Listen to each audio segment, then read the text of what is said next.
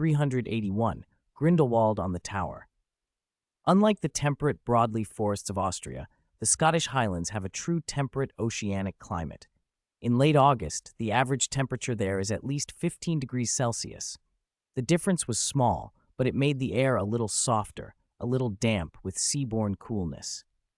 In the Transfiguration office at Hogwarts, Professor McGonagall sat quietly at her desk, lost in thought. She had signed and sent the acceptance letters for the new first years early that morning, but the letters for returning students remained unfinished.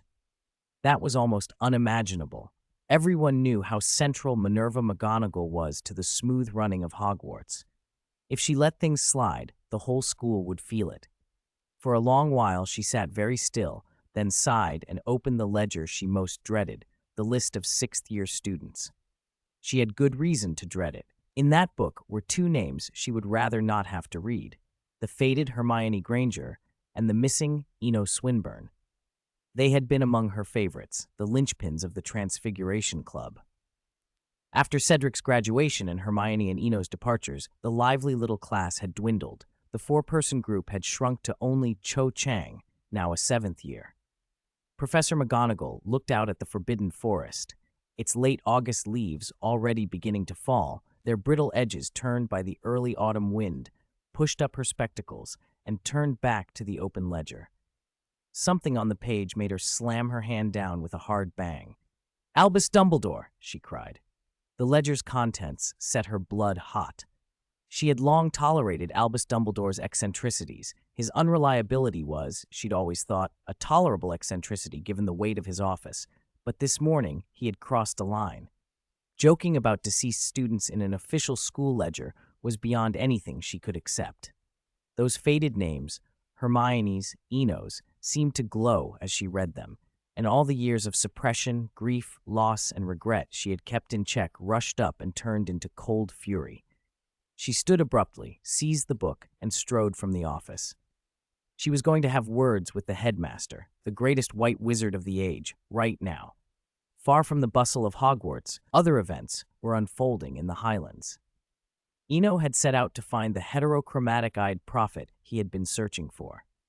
According to the information he had, the walk from the small Tyrolean town of Alpbach to the abandoned Tower of Nurmengard should have been roughly 20 kilometers. In fact, he had barely been walking 2 minutes when the high, desolate tower came into view on the horizon. He had no time to marvel at that. He was in a peculiar state.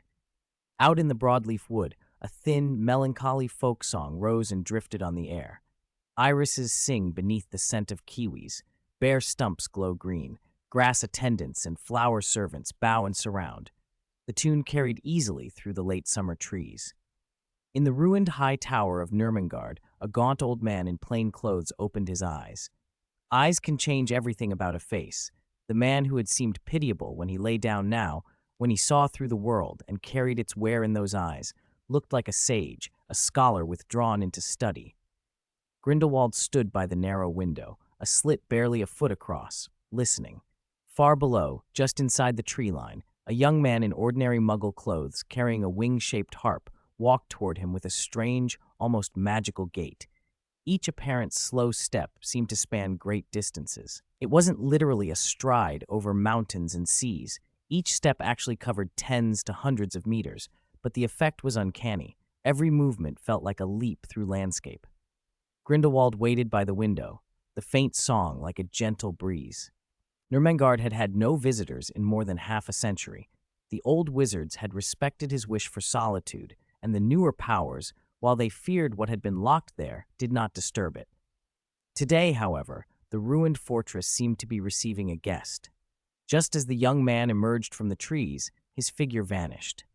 A rare flicker of confusion passed over Grindelwald's weathered face. Eno himself was equally surprised. He had left Hermione and walked toward Nurmengard, and the forest had wrapped itself in early autumn quiet. Sunlight softened by the season, leaves shifting from bright green to yellow-green and orange, as if someone had spilled a painter's palette. The change loosened something in him. He remembered his first entry into Middle-earth, into a broadleaf elf forest, the Shire and the tales of hobbitry and the long endings of great wars. Time had a way of consuming everything, people aged or died, and somehow he alone remained young. He slowed, took the harp Professor Hans had given it to him, and began to play, thinking at first as he had before, experimentally, to test its peculiar qualities. But now, in that mood, he simply played. The first notes fell into the woods like dew. The air changed imperceptibly. A rhythm rose of its own accord. Eno walked and played as he had among the elves long ago, fingers dancing over the strings like a fawn or a butterfly. Each note felt alive, full of feeling and a small, humming vitality. He thought of the Shire before its stories began. Peaceful, untroubled. The melody turned gentle, small, bright tones like morning dew on grass or the soft sway of autumn wheat. Then the music swelled, became full and resonant, notes piling into one another like droplets forming streams and rivers. Old stories rose unbidden in his mind. The charge of the Rohirrim, the battle of the 5 armies, history turning page by page. And then the music gently folded everything back toward the Shire. A long-buried flutter came back to him then, the thrill of his 10th birthday, his first crossing into fairy tale realms. After Professor Hans had torn open certain ledgers, Eno had thought himself barred from most fantasy realms. Perhaps only Erod and Middle-earth remained reachable. The 2 worlds stabilized within the sanctuary. But the sudden stir of his heart told him otherwise. He felt a permission change, an unseen unlocking. The path that had been closed was not his primary destination now. If anything, it seemed to favor Hermione. Still, he stepped forward without thinking and found himself in the valley. The sight stopped him. The herb garden was where it should be, the marble cottage unchanged, and the few old oaks stood as they had before. The pieces were the same, but the whole had shifted. A colorful river that had once hung static in the sky now flowed and meandered like any other watercourse. Tulips that had once nurtured the ring of fire shone with a sudden, brilliant light. Eno stood on the soft ground and was silent, the harp warm in his hands as the valley welcomed him back. Eno watched the valley change with a quiet, private surprise. Alone, he had sometimes thought Hans had been a little unfair. Tearing pages away had meant the miracle of entering stories disappeared with them. No one is a saint, and such thoughts were human. But it was useless to argue now. Logically, the sanctuary belonged to Hans, and how someone chose to use their property was their prerogative. So Eno sat and observed the transformation in silence. The valley, after all, felt like his. The land had come from beyond Athens, planted with magic beans sown by the Grimm brothers, a colorful river, children of Rohan, drifting in the sky. Even the ring of fire, which had not changed for a long time, was shifting now. Time slipped forward. The tulip in the flower bed filled out and deepened its colors as minutes ticked by. Then a familiar melody rose through the valley. 2 or 3 notes were enough for Eno to know it, the improvised piece he had played earlier outside. Any performer knows how different hearing your own playing can feel from the moment of performing. Sitting there, he realized his improvisation, though beautiful, had lacked something. It held the tranquility of the Shire and the sweep of war, but not the pulse of life, the little, necessary beat of vitality. He set the harp in his lap and began again, plucking a simple, ordinary tune. It was neither ethereal nor weighty now. It was a folk song. Old John and the market vendors of Shankatown, Aunt Julia and her granddaughter from Minas Tirith, even nameless young wizards at Hogwarts. Faces he'd glimpsed or met briefly, floated through his mind. They were minor characters in grand tales, the green leaves that let flowers bloom brighter once they had absorbed enough sunlight. As the folk melody blended with the valley's former serenity and grandeur, the 3 themes merged into something larger, a nascent symphony. Under its sound, the tulip in the bed opened fully. A golden 6-petaled blossom detached from its stem and drifted upward like a small meteor, trailing light as if it were the dawn sun. It felt, in that quiet, earnest way, like a miracle. The thin mist that had shrouded the valley thinned and dispersed as Eno played. The valley itself stretched outward, no longer the compact space it had been. Notes surged and braided through the air like constellations, carrying feeling as much as sound, laughter and tears, yearning and grief, hope and ordinary, stubborn life. The valley acquired color and warmth. Outside the valley, on the frozen path of the sanctuary that had led to Middle-earth, the road simply vanished. In Altbach, Hermione sensed it and suddenly found herself gone from where she stood. She stood, disoriented, just outside the valley. She could see it, now vast, brimful with life. But however hard she tried, she couldn't cross the barrier. The colorful river still arced in the sky, but a golden flower-like sun had also appeared. The ground was peopled with frolicking dolls, singing flowers, and oak trees with faces. It was as if the ugly duckling's forest had been reborn into the pages of a fairy tale. Inside the valley, Eno felt everything with intimate clarity. Each stone, every dust mote, the soft soil beneath him. At the center rose a small tavern of green stone, 2 stories, about 100 square meters, medieval in style. It had a firmly closed walnut door. On the surface it was ordinary, but Eno felt its true nature like a memory. Push the door open from the outside, and you stepped into endless wonders. Countless stories already written and ongoing. 1001 Nights, Grimm's Fairy Tales, Andersen, Aesop, Alice's Adventures. But push it from the inside, and the tavern became a doorway to people favored by fate, inviting characters from every imagination. A sudden clarity came to him. His miracle had never been a gift from Hans. It had been with him since he transmigrated, a unique, dormant trait he'd never properly used. Hans's actions had been like opening the tavern from outside and letting strangers in. His own power was to push from within and call those whom fate favored.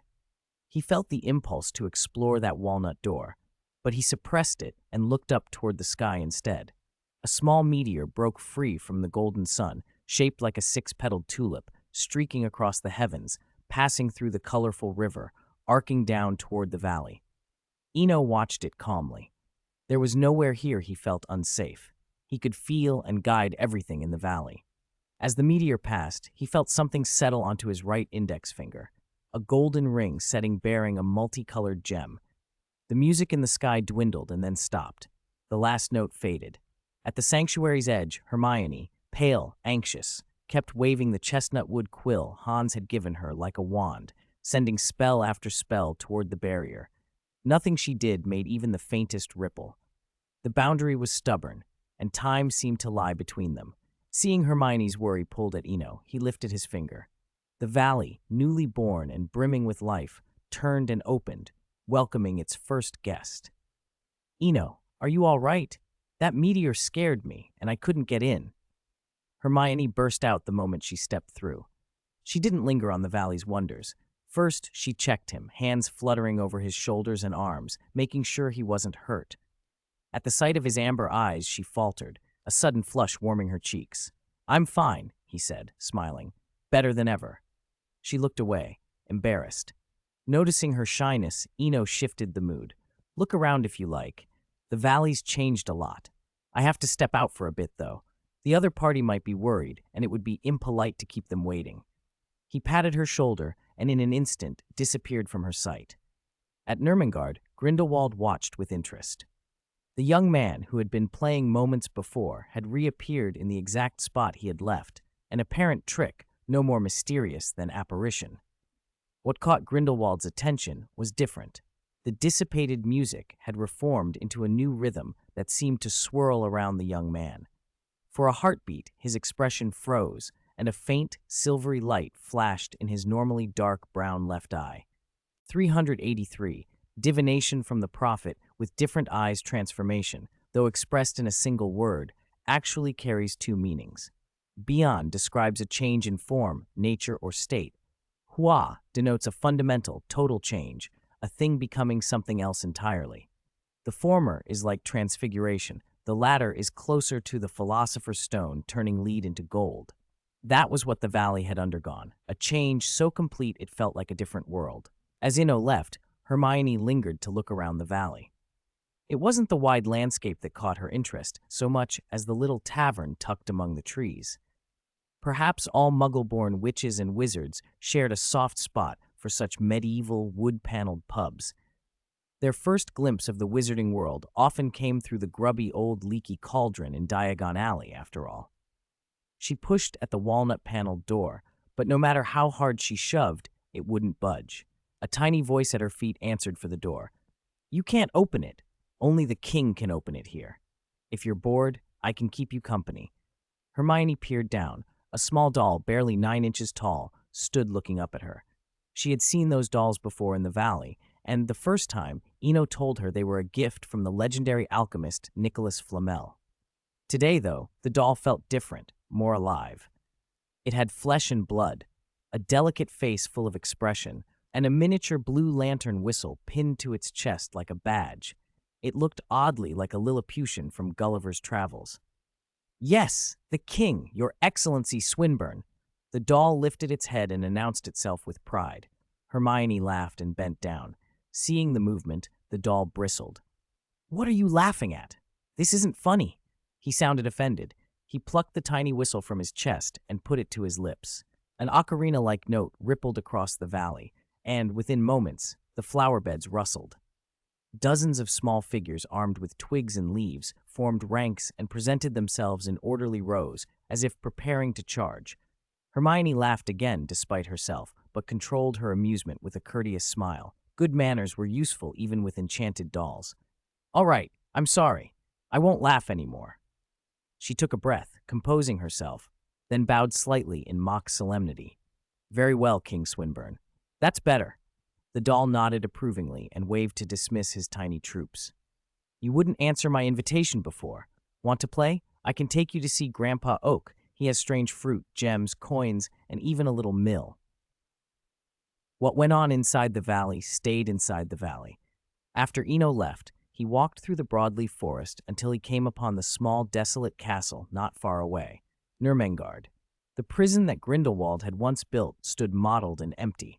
Its famous motto, "For the greater good," was still faintly visible, a tarnished echo of past grandeur. No matter how proud its history had been, the years had taken their toll. Out of respect, Eno knocked gently on the corroded gate, even though it looked like a breeze could fling it open. A breeze did exactly that. The gate swung inward as if glad to be moved. Whether by chance or fate, the open gate drew him toward the high tower.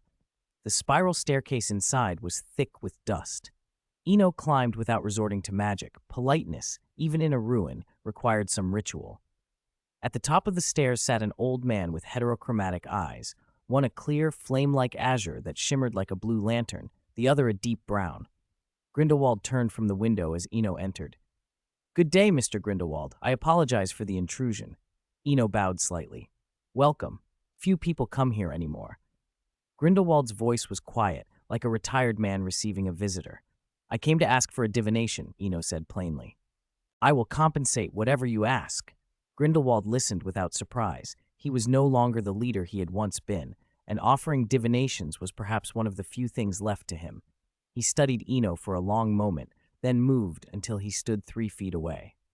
"Before I begin, I must state my terms," Grindelwald said slowly. "If I tell you something, I ask that when you face major decisions in the future, you follow your true inner self." Eno blinked, then inclined his head. Agreed. Grindelwald closed his eyes and reached out with the kind of sight that diviners and seers develop. Half an hour later, he opened them. "There isn't anything," Grindelwald said. Eno's surprise must have shown. If anyone could find what he sought by sight alone, it would have been a true seer.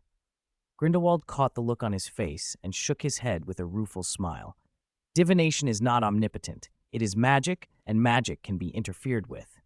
He sounded a little helpless. A man can overestimate the power of prophecy when he most needs it to be absolute.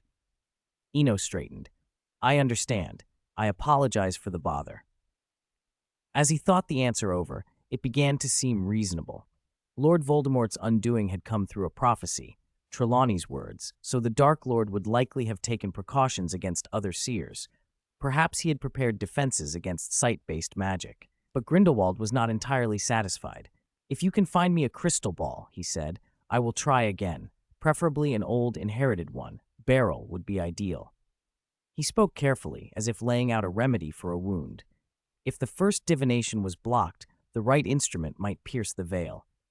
Eno thought for a moment. Though he had played the role of a diviner before, he had never studied divination tools in depth. Just then, a faint inner tug interrupted his thinking. He stood up, apologetic and abrupt. "Excuse me, Mr. Grindelwald. I must go for a moment. I'll be right back." With that, Eno left the tower, vanishing from the high room as though led by something he could not ignore. In the valley, Hermione lowered her head like a child caught doing something wrong the moment Eno appeared. I didn't mean to. I only touched it and it fell, she mumbled. She was pointing to a towering red mill in the valley, its huge sails turning though there was no wind. She genuinely hadn't expected such a sturdy branch to snap with a single touch. Nor had she expected to be relieved that she had only touched the mill and not the other two oak trees laden with gold coins and glittering gems. Eno wasn't surprised by the sudden appearance of the mill. After all, it ought to have been last year's Harvest Festival gift, just a late harvest. What pleased him more was that Hermione's accident had reminded him of something almost forgotten. The first Harvest Festival's gift. 3 oak trees, one studded with jewels, one hung with blue lanterns, and the third bearing an ordinary-looking crystal ball. That meant Grindelwald's request could be answered at once. But first, seeing Hermione chastened, he offered comfort. Don't worry, the mill was ready to fall anyway. It would have come down on its own. That really was the truth. At the end of August, with the new Harvest Festival approaching, last year's gifts would naturally ripen and fall. On hearing that, Hermione visibly relaxed. Good, I thought I'd caused trouble. You couldn't cause trouble in this valley, Eno said with a smile, waving the worry away. Without his permission, she couldn't even pick up a pebble. Come, take a look at the mill. It's interesting. As he spoke, Eno glanced at the red windmill, understanding its purpose perfectly. It fascinated him, but there were more pressing matters. A crystal ball, about 7 inches across, glided out from the white marble house nearby and hovered in the air, graceful as a soap bubble. The drizzle outside wove time like a net, each tiny drop a stitch. By the end of August, a sudden storm over London had washed away the last of summer heat. At the leaky cauldron, old Tom stood behind the bar, idly watching the rain, a faded rag in his hand as he polished an endless stream of glasses. August used to bring steady trade. Even if the pub wasn't packed, it had at least been lively. Now it was nearly empty, and Diagon Alley beyond the doorway saw few customers. The low, brooding clouds and the desolation of Diagon Alley brought back memories of darker years. Tom Abbott was old enough, and one of the sacred 28 families, enough to know things other people didn't. Azkaban had been broken out of long ago. The Death Eaters who'd been held there had escaped. Who had freed them was obvious to him, even if Fudge had suppressed the news to avoid panic. Whether that suppression was right or not was another matter. Tom wanted no part of it. Compared to the earlier madness, the current events had reassured many, and all the Ministry could spare to guard this place were 2 inexperienced aurors. Another change, Tom muttered, shaking his head. What change? It's a miracle this place hasn't closed down. Business is terrible. A familiar voice cut through his grumbling, and he turned toward the door in surprise. A year and a half could blur many things. It could also make some memories sharper. He would never forget the young man who used to hang about the bar, telling stories to Hannah. Now he was back. As the young man entered, Tom's surprise hardened into disbelief. He'd laughed off rumors of resurrection when they'd circulated half a month earlier, but the witch at the young man's side made the world feel a little stranger. Tom was a practiced head of the Abbott family. His astonishment vanished, replaced by a warm grin and a showman's voice. Ha! The pub's gone out of business? Impossible. This is an ancestral trade. No rents to worry about. Outside, the rain that had been falling for hours had stopped as if on cue, and the sky had changed. Always talking about ancestral heritage. 2 grass juices, then. At least make your day worth something. Eno strode to the bar with Hermione at his elbow, an almost casual show that he no longer cared to hide. Secrets that were buried only grew worse. Hiding was cowardice, and once you hid, trouble found you. Old Tom seemed to understand, but chose to keep up the banter. Grass juice, still? Your tastes haven't changed. Half an hour later, Diagon Alley's rain-washed cobbles shone under the clearing sky as Eno and Hermione walked the main street. Hermione kept one hand linked in his arm, her gaze flicking nervously to the quiet shop fronts. Their emptiness made her imagine 1,000 prying eyes. Are you sure this is okay? She asked, lowering her voice and leaning closer. It's fine, Eno said simply, unless you plan to quit your studies and hide forever. She shook her head immediately. Then no, I'm not giving up. There's the sanctuary if things go wrong.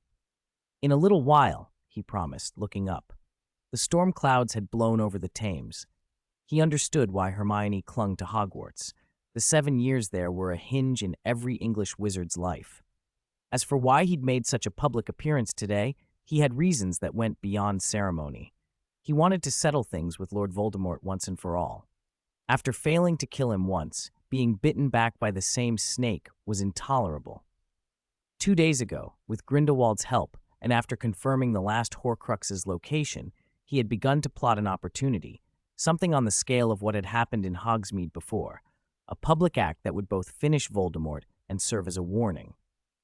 If Nicholas Flamel could keep the Philosopher's Stone's existence from making his life unbearable, then a spectacle, properly staged, could deter the rest. Magic at Hogwarts was fairy tale. Magic in the adult world was about power and the strong preying on the weak.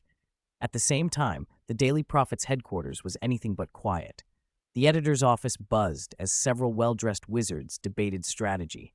"We have Fudge's approval," one announced, "so we can print." That set off an argument. What angle are we taking? Neutrality is safest. Neutral? Have you forgotten Dumbledore? He's still alive, for now. The first speaker rapped his knuckles on the table to restore order. No point in arguing. We always pick the advantageous side. Send Rita to do the interview. She's already familiar with the parties from the Goblet of Fire. She'll make it work. The room fell into a focused hush. With a decision made, the great machinery of the Prophet whirred back into life.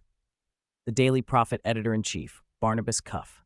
Headquartered in London, the Daily Prophet is the primary source of news for British wizards. Given its close ties to the Ministry of Magic, it often presents events from the ministry's perspective. Unfortunately, the paper does not always live up to journalistic standards. As the most influential newspaper in England, the Daily Prophet was operating at full capacity. Its efficiency was remarkable. The office hummed with activity, and when a story landed, it spread fast. Outside Flourish and Blots, Hermione was stopped by a familiar face, Rita Skeeter. "Hermione, you go buy the books first, and don't forget my share," a young man said, someone she had met only once before. Hermione hesitated for a moment, studying the notorious reporter standing in front of her. Then she nodded. "Okay, I'll go get the books." The young man turned slowly. "Miss Skeeter, let's go over there. It's been ages since I had ice cream from Diagon Alley." Rita glanced across at Florian Fortescue's ice cream parlor, which had just reopened after being closed all summer.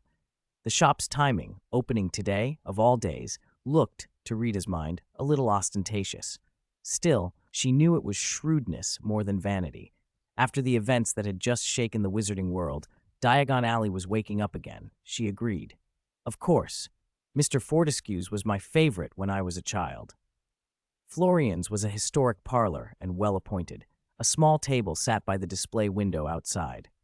After politely refusing a sun umbrella, the young man accepted a tub of blueberry ice cream and sat on a wicker chair. It was late August. The street still smelled faintly of rain and summer humidity as he savored the cool blueberry.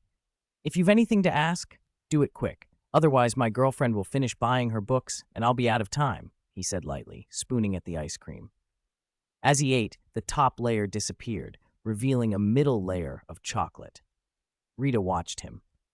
This interview would not be like those after the Triwizard Tournament. After the Hogsmeade battle, the man before her, Eno Swinburne, was impossible to ignore. Old footage of the clash had circulated widely for the last year and a half. People had analyzed it obsessively.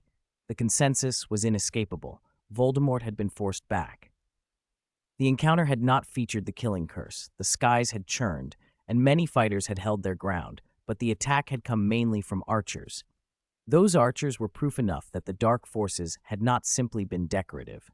In the end, commentators reasoned Voldemort had held back because too many innocents were in the line of fire.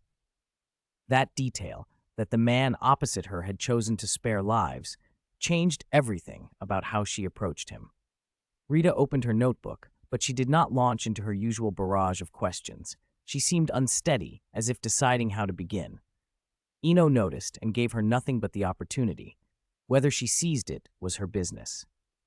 Finally, Rita steadied herself. "Sir," she said, producing a pen and paper and spreading them on the table. My interview will focus on life and death. Do you mind? Of course you may begin, Eno answered with a small nod. All right, first question. How do you view death? Rita clicked her quill and began to write. Eno's reply was simple and startling. Death is not the end of life. It is the beginning of another form, and all I did was reverse that form. The words made the headline. On August 31st, 1996, a copy of the Daily Prophet with the headline, Death is Not the End, ignited the wizarding world. The story leapt across the English Channel and the Atlantic. France, Germany, Austria, the United States, countless papers reprinted it. Death and resurrection, an ancient and electric subject, was suddenly front-page news again. And the man who had vanished from public view for a year and a half was back in the conversation. Eno Swinburne. What shocked people most was not only the claim that he could bring the dead back, but the conditions he mentioned.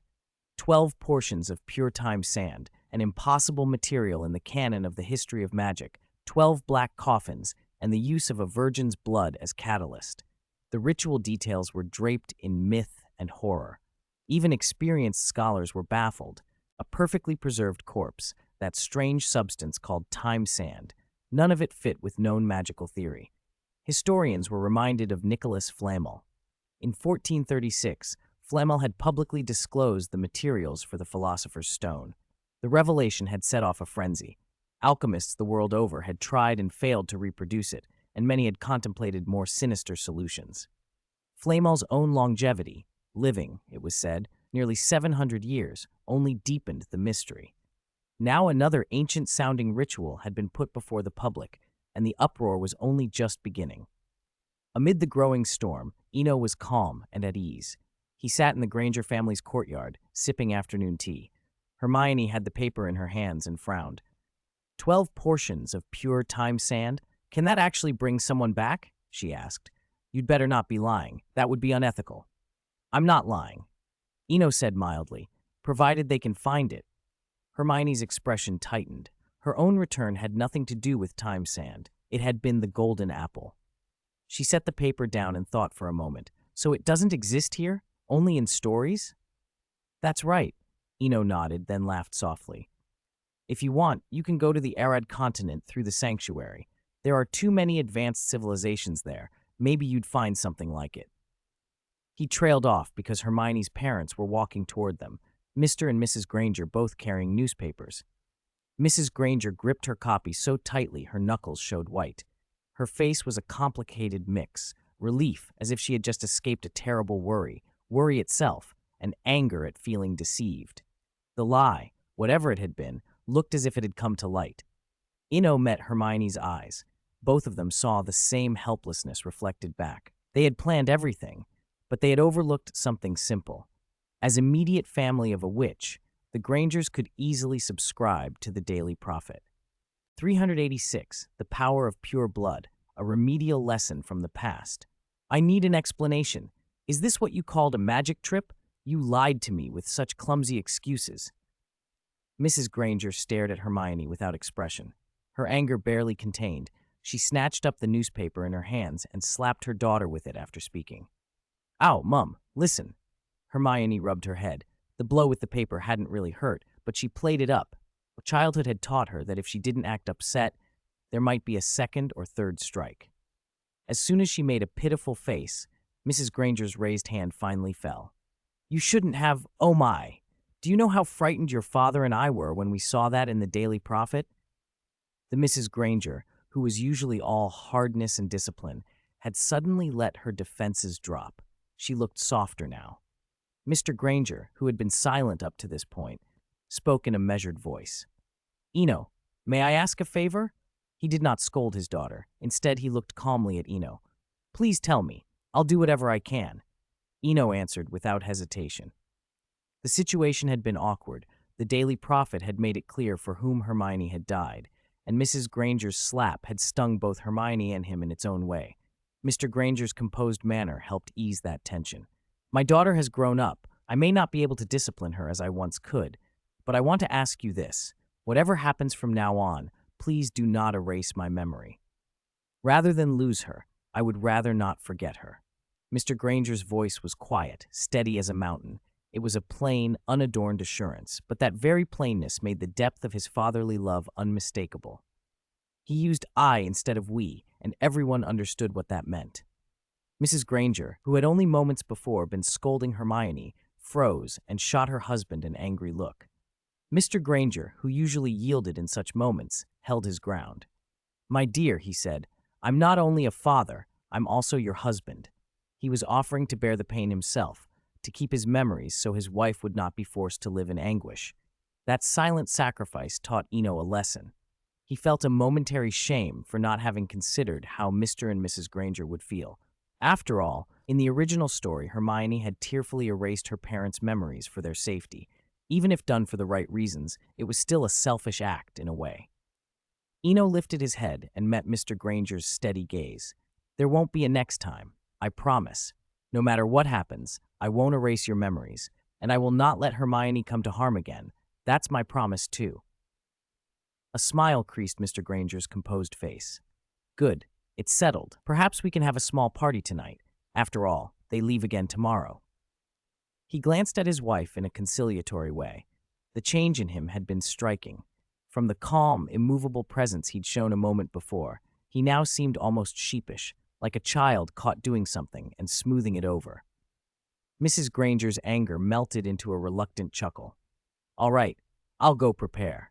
While the Granger household relaxed into the prospect of a small, relieved celebration, the ancestral Parkinson home felt far more subdued. The old hall held some 20 young wizards in scattered clusters. If Eno had been there, he would have recognized them. These were the same Slytherin second years who had attended that summer's history of magic tutoring 4 years earlier. The difference now was that among the faces from that year, Draco, Goyle, and the late Crabbe were absent. "He really did it, Merlin. This is amazing." Daphne's surprise showed in her every word. Everyone there looked stunned, but Pansy Parkinson, seated at the head of the table, wore only a composed, confident smile. She had always believed in Eno. There might have been some regret among them about Hermione's resurrection, but Pansy preferred that to letting Eno sink into guilt. Seeing him vindicated was, after all, something to be defended. "All right, we can discuss other matters later," Pansy said, her voice cool and clear. "Today, we're talking about werewolves." There was a hint more steadiness in her tone than a year and a half ago. As she spoke, Millicent Bulstrode, beside her, took up the thread and shared what she'd heard. "The werewolves have been going mad. 29 attacks this month. To keep the international statute of wizarding secrecy intact, the ministry is practically sending everyone out, even the janitors." Others began to add what they'd picked up. "St. Mungo's is overwhelmed. My aunt works there. They're screening constantly for anyone bitten by a transformed werewolf.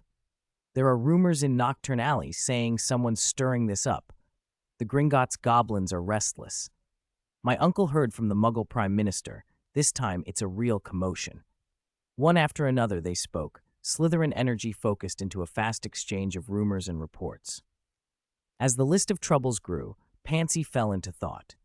Years ago, she and Eno had argued about Muggles and the wizarding world. On the train home from their first year, in a compartment with only 4 of them, Eno had voiced his opinions. Minutes passed, and the room grew quiet.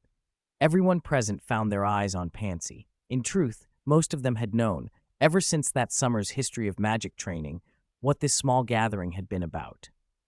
Pureblood precocity had taught them early what sort of adult games were played in these circles. Their childish eagerness for it had only sharpened into habit. Over time, they'd come to accept Pansy as the organizer. Pansy's quiet gaze traveled around the familiar faces. "Sorry," she said after a moment. "I was just remembering. It's been a long time, about 6 years. Someone said something to Daphne and me back then that I still remember." Daphne's curiosity stirred. She strained to recall. Then the sentence came back to her clearly. "What do we learn magic for?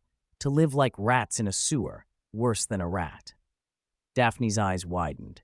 She knew who had said that. On the first-year train, it had been an offhand remark from Eno, spoken with the same bluntness now echoed in Pansy's voice. Suddenly, she understood why Pansy had kept the group going into their second year. "Don't overthink it. Pansy added quickly, and a faint smile softened her tone. I was just speaking from the heart. The Ministry of Magic has sacrificed too much for the sake of the statute. We can't forget that. Faces around the hall shifted their expressions in response, some thoughtful, some wary. Only Daphne rolled her eyes. She'd heard the original remark and its casual addendum before, and it had always made her do the same. Florian Fortescue's ice cream parlor, an aside that had circulated in conversation more than once. Florian Fortescue's was a beloved shop, later closed after Fortescue was kidnapped by Death Eaters in 1996. Voldemort had once sought him out for information on the Elder Wand and Ravenclaw's diadem. Fortescue refused to divulge family knowledge and paid for it with his life. The morning mist still clung to Platform 9 3/4 when the new term arrived on time. As the sun warmed the air, the fog thinned, and for a few brief hours, the old platform seemed to hum with fresh life. At 11, a clear, melodic whistle split the sky, and the scarred steam engine began to warm. The students who had been lingering on the platform hurried aboard. The noise rose a notch, parents urging, trunks thudding, a chorus of pets, owls complaining with near-indignant hoots as small cages were banged about. As the platform grew more chaotic, Eno shut the compartment window. The racket fell away, and the conversation inside drifted clearly to him. You know, I was so upset I couldn't even accept it, Ginny said, her voice threaded with a lingering fear. She looked at Hermione, eyes reddened by memory. It's all over now. Aren't you doing fine? Hermione reached out and patted Ginny's hand. Besides, I'm the one who broke our plan. I meant to come shopping with you last year. Harrods. Selfridges. I'd already mapped it out. It's all right. I'm just glad you're here, Ginny said earnestly. For her, being reunited with Hermione mattered far more than any missed mall trip. Oh, Hermione, did you hear? The magical witch has a new line out. You have to see. Ginny dove into a barrage of beauty news. With Fred and George's success, the Weasleys were no longer strapped for money, and Ginny had become a devoted customer of every cosmetic and beauty potion the wizarding world could offer. Girls, conversation inevitably swung from life and death to makeup and fashion, brightening the compartment with ordinary chatter. Eno listened, then glanced across the small space. Harry sat like someone who hadn't truly woken up, eyes hollowed and pale, expression flattened. An adult might have put a hand on his shoulder and offered a sympathetic smile. Eno knew better. It was Snape's potion. From what he understood, destroying Voldemort's soul fragments required terrible costs. A potion that would take half of Harry's life to work. It was a brutal, irreversible kind of solution. Whether he could recover later was unknown, but with Snape watching over him, there was some comfort. Thinking of Harry led Eno inevitably back to the remaining Horcruxes, and to Dumbledore. The train moved off, the whistle sounding again as the last student settled in. Once more, it took up its duty, carrying a gaggle of young wizards toward the ancient castle hidden in the clouds, Hogwarts. The countryside rolled past in a patchwork of fields and low hills. Eno cracked the window and let the autumn air in. Hermione and Ginny kept talking as if they had been apart for an age. Harry, lulled by the motion, closed his eyes and dozed. Eno let the breeze wash over him and turned his thoughts inward. He was still puzzled by Dumbledore's behavior. After Hermione's accident, the headmaster had disappeared from public view, rarely seen and seemingly burdened by guilt. But Eno couldn't believe Dumbledore was a fool. From a purely utilitarian standpoint, Dumbledore gained nothing from the Crabbe incident. His aim had always been to rid the world of Voldemort for the sake of Hogwarts and the wizarding world, not out of petty vengeance. That larger motive made many things make sense. After speaking later with Hans, Eno had further ruled out darker explanations. Hans was a storyteller in the old mode. He wrote outcomes first, and the narrative found a cause to justify them. Maybe Voldemort's visit to Hogsmeade was meant to be the starting point, but if the first cause failed, the story would invent another.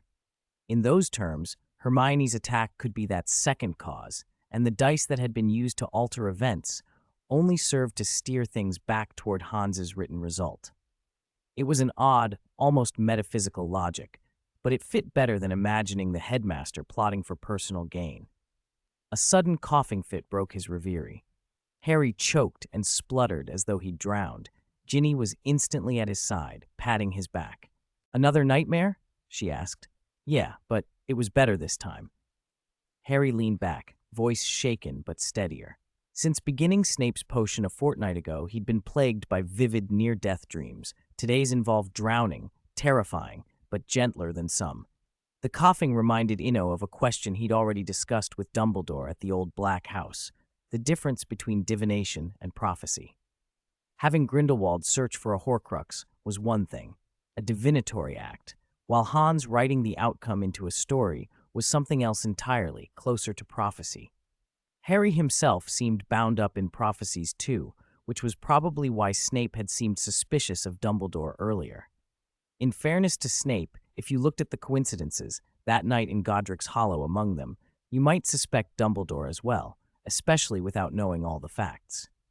The countryside blurred on. By the time Harry's breathing steadied, the conversation had drifted back to school life. "You asked Ron? He's a prefect now. He'd rather be nailed to his own carriage than share," Ginny teased.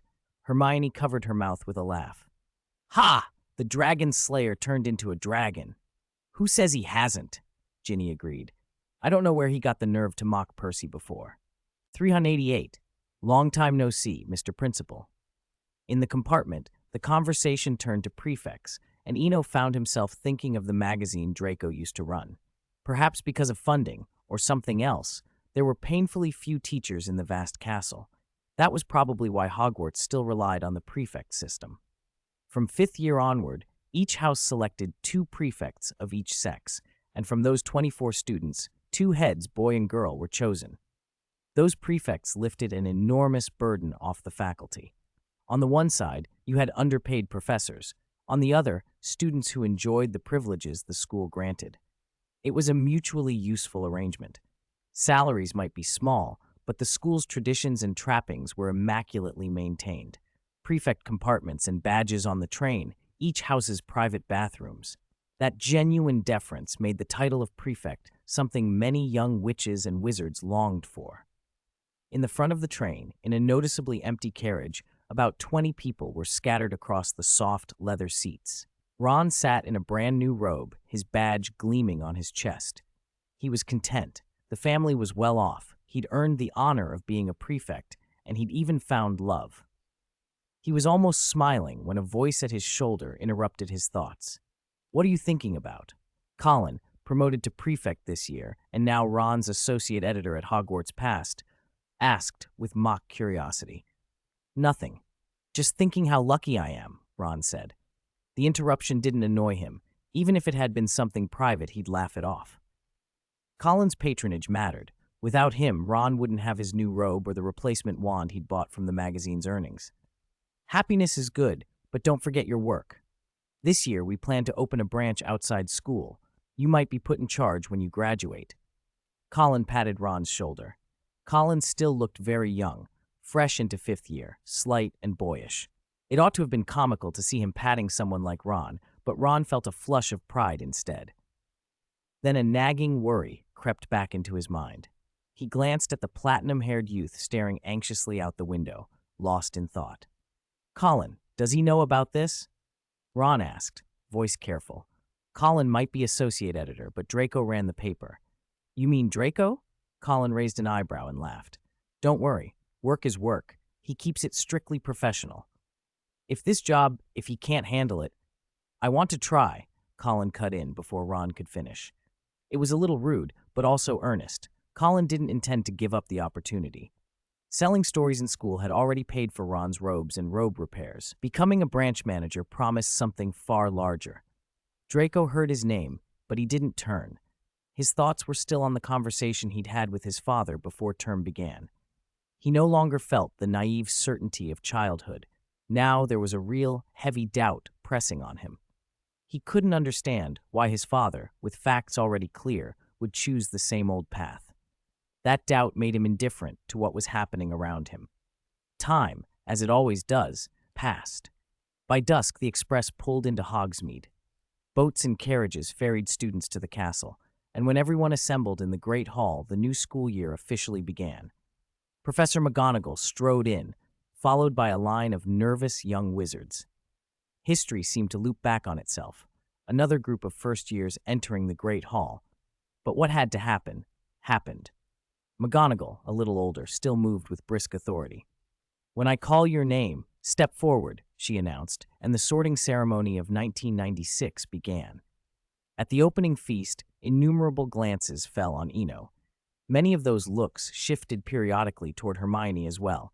He didn't mind. Curiosity couldn't be stopped. The Daily Prophet had already answered most questions in its interviews, but people preferred to see things for themselves. When the last courses were taken away and the prefects shepherded the students back to their common rooms, Eno made his way up to the 8th floor. "Long time no see, Professor," he greeted when he entered the familiar headmaster's office. "Long time no see," Dumbledore echoed, setting down the candy he'd been plucking from a dish. "A pleasant surprise. I thought you'd be more like Severus, reserved, so your appearance pleases me."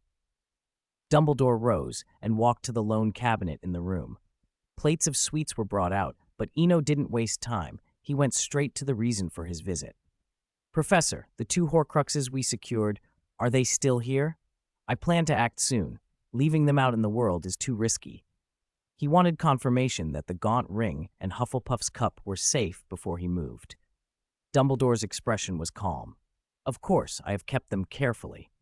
As if on cue, the 2 objects rose from a desk drawer and hovered onto the table, the Gaunt Ring and the Hufflepuff cup. Dumbledore placed them there without another look. Even the Resurrection Stone, legendary and dangerous, received the same casual treatment. Eno was surprised, not by the trust, but by Dumbledore's nonchalance toward the Resurrection Stone. Given Hermione's example, he hadn't expected such indifference. "Surprised?" Dumbledore asked, smiling a little. "After you left, I met with Gellert." Relief, release, and a tiny flash of triumph softened his smile. "What did you learn?" Eno asked, though his words tumbled out a little abruptly. He had been thinking about prophecy and divination on the train, and now the subject had slipped into speech. "Of course, if it's private, ignore me, but I have to say Senior Tom's actions, he astonishes me." He shifted the topic quietly and let them both off the hook. As Eno described the matter, Dumbledore listened, face intent. After a long moment, Dumbledore murmured, "That is so like him, his control over the human heart." "It's strange," Eno agreed. "Who would have thought there weren't any Horcruxes at all?" Voldemort had built such a reputation on Horcruxes that the idea he'd used them without actually making them, and had somehow interfered with divination, spoke to a different kind of cunning. He'd manipulated others' perceptions, relied on show over substance. Still, he hadn't counted on the unexpected influence of Grindelwald's crystal ball from the old tale. When the divination results first came through, Eno had been stunned. You can't find what isn't there. As long as the last supposed Horcrux remained unfound, Voldemort could keep his security in the myth itself. Dumbledore's eyes grew keener. "Would you like me to come with you? I am well over 100, but I can still be of use." "Come if you'd like," Eno said without hesitation. "Besides, I need someone to hold the mirror for me." He imagined Voldemort's face when the truth was revealed. If 2 of them stood in his presence now, would the Dark Lord remain calm as he had the last time, leisurely eating his fudge? The thought made Eno reach for another sweet. It tasted just as sweet as ever. Today's spotlight, Gellert Grindelwald. Gellert Grindelwald, birth and death, 1883, March 1998. Appearance, in his youth, Grindelwald had golden hair, blue eyes, and a perpetually wild, joyful expression. By the end of his life, imprisoned in the top cell of Nurmengard, he was gaunt, weakened, with hollow eyes and almost no teeth remaining. Education, attended Durmstrang, expelled. Wand, Elder Wand family. Bathilda Bagshot, great-aunt.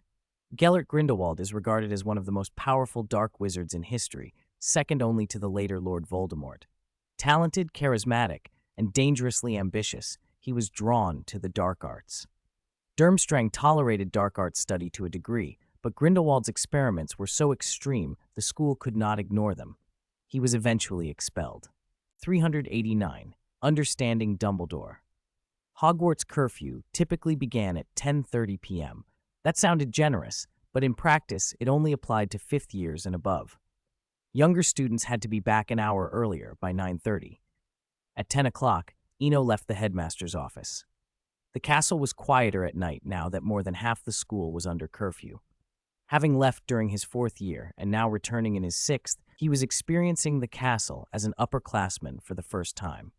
The 8th floor, the highest level of the castle, lay level with the Ravenclaw Tower. Standing on the landing of the moving staircase and looking down, he felt a sharp sense of déjà vu, like a Muggle high school. Students flowed past. Though many faces were familiar, their expressions felt distant. Respectful, awed, with a hint of fear. The castle and the faces were the same, but something that used to be there had quietly slipped away. A soft melancholy settled over him. A familiar voice sounded at his ear. "Does it feel strange to you?" "A little," Eno admitted without turning. He recognized the voice. "It's natural. A raven up in the sky, looking down on the world. There's always loneliness in that." The voice sighed. "Have you been through something, Cho?" Eno turned.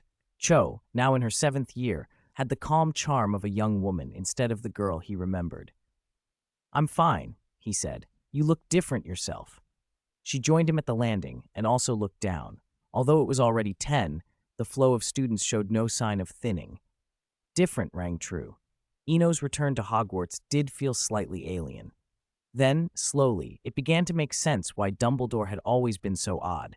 The childish pranks, the private suites, the odd disguises, even the occasional daftness. As Cho had suggested, there was loneliness behind it. All those ideals shattered, friends turned to enemies, a brother who had become an opponent. Even after defeating Grindelwald, after ending everything personally and returning to Hogwarts, wrapped in glory, Dumbledore still had to bear the distant, reverent gazes of the castle. Eno stood on the 8th floor corridor and watched the bustling crowd below. Cho, having spoken, wisely chose silence. Sometimes the greatest wisdom is simply to be quiet. Time moved on in small ticks. After a long moment, he murmured to himself, "It'll be all right. I won't pretend to be cute or foolish. I'll tell the stories." Years pass, a generation every 10 years. This one might be distant and reverent, but when the next group of students arrives, it won't be like this anymore. Besides, he still had countless stories to tell. At 10:30, Eno returned to his familiar dormitory. After a year and a half, everything here seemed unchanged. As he pushed the door open, the first thing he saw was a groggy Draco. Time had taken the last of the boyishness from him. Draco now looked like a younger Lucius, save for a noticeably higher hairline. "You look worn out," Eno said. He shrugged out of his robes and hung them casually on the peg behind the door. The noise made Draco start, but when he saw who it was, he relaxed. "You're back. Good.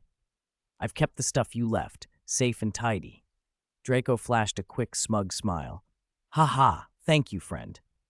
Eno felt a small, familiar sigh. Despite his absence, that old atmosphere hadn't changed. Draco's proud streak was the same as ever. He glanced at the little green wind-up alarm clock on the bedside table. Its second hand ticked steadily on. Familiar dorm, familiar faces. Everything from their past days seemed to wash through like a stream over stone, taking sand and dust away but leaving faint marks. For a moment, Eno was back in a second-year afternoon. Classes done, returning to find Draco tinkering with the alarm clock because he didn't want to be woken up and lose face. He pulled up a chair and sat. "You tell me," he said in an easy tone. "You never got Uncle Lucius's knack for hiding things on your face." Perhaps trusting the friend who'd called him out, perhaps just startled by the sudden mention of his father, Draco stopped trying to shield himself. "I told you before, when I was little, Mum and I lived in a safe house." He dug into memories, recalling details that time had softened but not erased, his father's tired, worried face every time he came home. "The Malfoys picked the wrong side," Draco said slowly. "After that man fell, Father was always running, trying to avoid being purged, trying to keep Mum and me safe." His voice was calm. As the alarm's second hand swept round and round, Eno began to see why Draco had seemed listless. "In theory, your father did what he had to," he said. From any angle, Lucius's choices made sense. The upheaval 15 years ago had taught a harsh lesson. Nobody could have predicted that the Dark Lord would be overthrown so completely by a woman and a baby of all things. Given that precedent, Lucius's behavior was understandable. That understanding was also why Eno hadn't tried to reproach him. "Don't worry," he added, placing a hand on Draco's shoulder. "Go home and have a good Christmas this year." Christmas? Draco blinked for a long moment, unable to catch up. Then it dawned on him. His face brightened. The gloom evaporated. Okay, Christmas. This year I'll get you a cherished Quidditch figurine, not the dumb goblin gold kind. Ha ha! It's a deal. Eno smiled, relieved to see Draco back to himself. Wizards were less afraid of danger than they were of their own overthinking. Speaking of overthinking, another black-haired Slytherin, Pansy, flashed across Eno's mind. He planned to find a moment to speak with her properly. Their contact had dwindled since fourth year, but there were things that needed clearing up.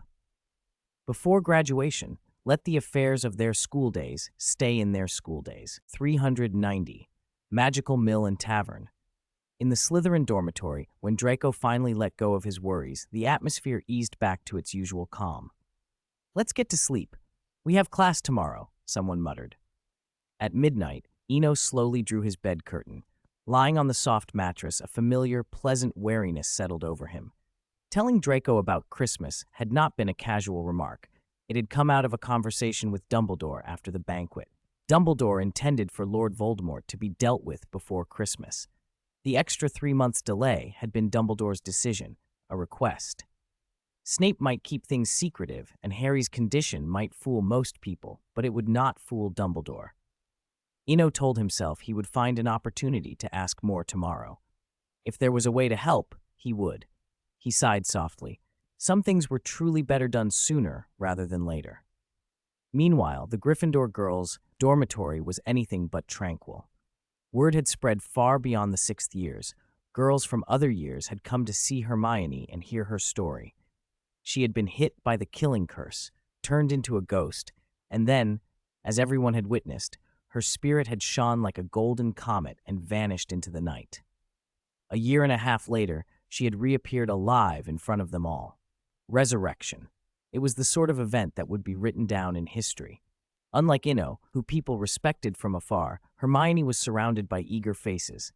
Tell us what it felt like to be a ghost, someone begged. What did you see in the night sky? Is there an afterlife? What's it like? Hermione rubbed her temples. She'd been asked the same questions a dozen times. This won't end tonight, and this is only Gryffindor. Ginny, standing beside her, caught Hermione's weary expression and whispered, I know, but what can I do? Hermione scanned the room. The 6th-year dorm was completely filled. Others stood at the doorway, talking loudly so they could hear. I have an idea, Ginny whispered. Quiet! Quiet! Ginny climbed barefoot onto a bed and with exaggerated gestures and a high voice, quieted the chatter. Hermione rose as well. I know everyone wants details about my resurrection, but if I keep repeating it, a lot of people won't hear clearly. I'll write it down instead. A book. It should be ready for everyone before the summer holidays. The idea made girls farther back nod. They had been unable to hear clearly and couldn't squeeze in. 15 minutes later, the crowd thinned, and only the 6th years remained. That's a good plan. Saves us all from endless questions, said Parvati, already changing into her pajamas. Yeah, Lavender agreed, but we should get some rest. I'm retaking my OLs this year. Hermione sat cross-legged on her bed and smiled faintly. The decision brought the evening's discussion to an end. After lowering her curtain, Hermione lay awake, restless. Her thoughts jumped, one moment to her future book, the next to images from the dream forest. A silver-gray otter curled around a black swan, feathers warm and soft against winter cold. She sighed and let sleep take her. At the same time, Eno, who had barely drifted into a light doze, felt a faint tug at the edges of his awareness and opened his eyes. In early September, the Highlands air was cool, but not as bitter as Austria's. In a small valley near the tavern, Hermione stood in a simple light blue pajama, the color setting off the pale skin at her neck like the first breath of an autumn morning. She leaned against the tavern door, looking rumpled and sleepy, as if she'd just woken from a dream. I can't sleep, she announced when she saw Eno. In that case, a draught of living death? Eno muttered, still rubbing sleep from his eyes. Hermione pouted. I have my own potions, she said, annoyed that he'd offered something so extreme. Eno blinked and laughed at himself. Right, of course you do. Then how about a late-night snack? And we can test the magic of the mill. He sounded proud. The magical mill he'd received at last year's Harvest Festival had been a surprising gift. Whatever you put into it, soil, sand, water, it could grind out whatever raw material you imagined. Snow-white flour, fresh fruit, milk, honey. It was like another room of requirement, and thinking about it made him look forward even more to the next harvest festival. Hermione glanced down at her pajama top and noticed a button undone. She smoothed her shirt and smiled. All right, a late-night snack it is. Half an hour later, they were inside an elegant little tavern. It was small, perhaps 100, at most 200 square meters, but under the soft yellow light it felt intimate and mysterious. Stone walls and dark wooden beams gave it a timeless, rustic charm. A long oak bar dominated the center, inlaid with weathered copper fixtures that caught the light. High-backed wooden chairs and vintage round tables were arranged as if waiting for stories to be told.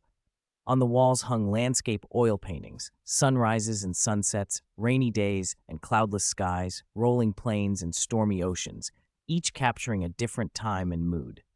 Though the frames were small, each painting hinted that stepping into it might lead somewhere else entirely.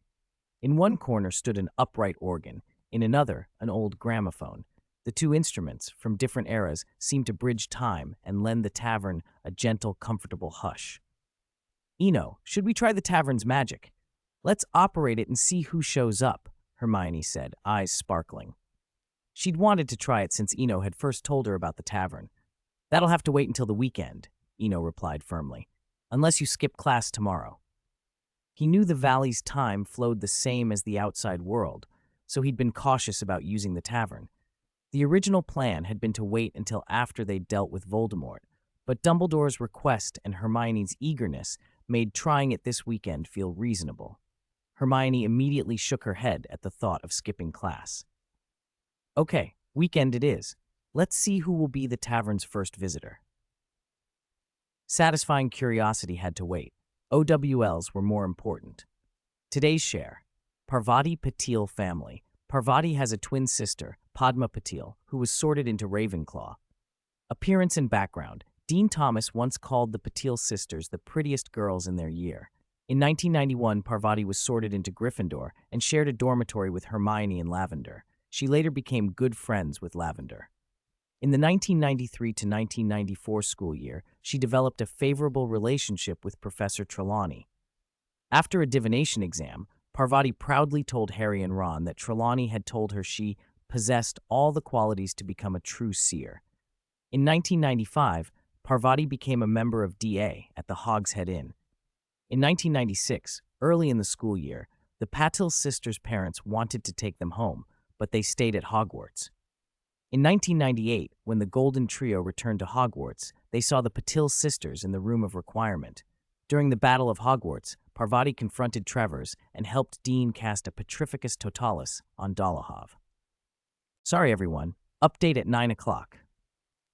Sorry, everyone. Something unexpected came up today, so the update will be slightly delayed. It will be posted at 9 o'clock. Sorry. 392. Fudge's Dilemma morning.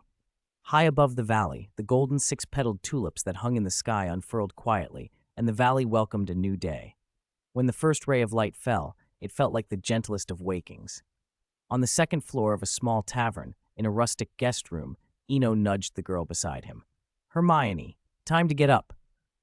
After last night's events, there hadn't been much more to say. Everything had proceeded naturally. Hermione mumbled, burying her face in the pillow. Her whole body had shifted into a silvery gray otter, as if that were the only way to escape being teased. Seeing the soft otter curled on the bed, Eno hesitated. Given how exhausted she looked, sleeping longer made sense. Fine, he said. You sleep a bit more. I'll find someone to ask for your leave. He stood and stared out the window. Last night he'd noticed something odd about the valley. It had a golden tulip sun by day, but no moon or stars at night, which made the night sky feel unbalanced. He had another thought, too. The sanctuary and the valley, though separate, still seemed to be connected. In his spare time, he'd speculated on why. He'd planted ice flowers and maple trees in the sanctuary, and perhaps that planted vegetation acted like an anchor or coordinate, giving the two otherwise unrelated worlds a thread of connection. It was only a theory, something to test when time allowed. Find the moon and stars and plant trees, he muttered, adding another item to his post-Christmas to-do list. He had a treasure trove of possibilities, but little time to explore them. Ever since the valley changed, he could wander into stories at will, but he hadn't verified how time passed in those other places. If time flowed differently, if he left for a year or two, everything could go awry, especially with Voldemort still at large. Hermione, curled up in her otter form, had finally begun to relax on the soft bed, her exhaustion from the night before easing, but her furry ears twitched at Eno's words, and she caught one phrase. "Ask for leave?" she repeated, foggy. Then realization hit. "Oh no, ask for leave, I'm late!" The room exploded into motion. Eno's sudden panic set Hermione into action even in otter form. Within moments, the small tavern room was a flurry of flapping blankets and rushing feet. It wasn't that Hermione had to be at any ordinary appointment. It was that leaving the valley involved rules and timing, and she had to be gone already. Eno had always been a bit puzzled about how the sanctuary and the valley connected. Logically, they were independent spaces, and their previous intersection was supposed to be severed, yet in practice, they were linked. The planted vegetation idea was his best guess, an anchor that gave coordinates to the two worlds, but it remained speculation until he could experiment. Once Hermione had scrambled out of bed, apologizing and transforming back as she hurried, Eno let himself be distracted by larger considerations. He was wary of stepping away for too long while Voldemort remained a looming threat. Half a world away, a similar unease filled the Ministry of Magic in London. The minister's office, once rarely occupied, was alive with people. All 7 department heads of the ministry and several members of the Wizengamot had gathered. Cornelius Fudge sat on the sofa, watching the familiar faces around him. He knew how many of them were genuinely worried and how many were merely putting on a show. "You've all read the letter," he said. "Tell me your thoughts." Before any decision could be made, Amelia Bones, head of the Department of Magical Law Enforcement, seized the floor. "He's violating the International Statute of Wizarding Secrecy," she declared. "This is no longer solely an internal matter for Britain. We should report it to the International Confederation of Wizards and marshal our forces." Her hawkish stance drew an immediate counter. "You can't rush to that," objected Wizengamot member Tiberius Ogden. "The werewolf attacks have stopped. What they seek is not to open the Department of Mysteries, nor to use the Ministry's name to pillage ruins around the world. We can negotiate." Compared to Amelia, Ogden sounded like a peacemaker. If the resurrected Voldemort showed any rationality, perhaps they could talk instead of fight. Several high-ranking officials, wary of risk, nodded toward caution. The prospect of reconciliation made them reluctant to gamble their safety on confrontation. Amelia bristled. "Talk? Don't you see what they want to find? You all know what happens if they fail." "You're assuming the worst," Ogden replied. "And Dumbledore." "I think we can talk," murmured another voice, and the room dissolved into argument again. Fudge listened, mostly silent, as if under a temporary paralysis. He had called them together not to find a definitive decision, but to share the pressure. The fiercer the debate between hawks and doves, the safer he would be politically.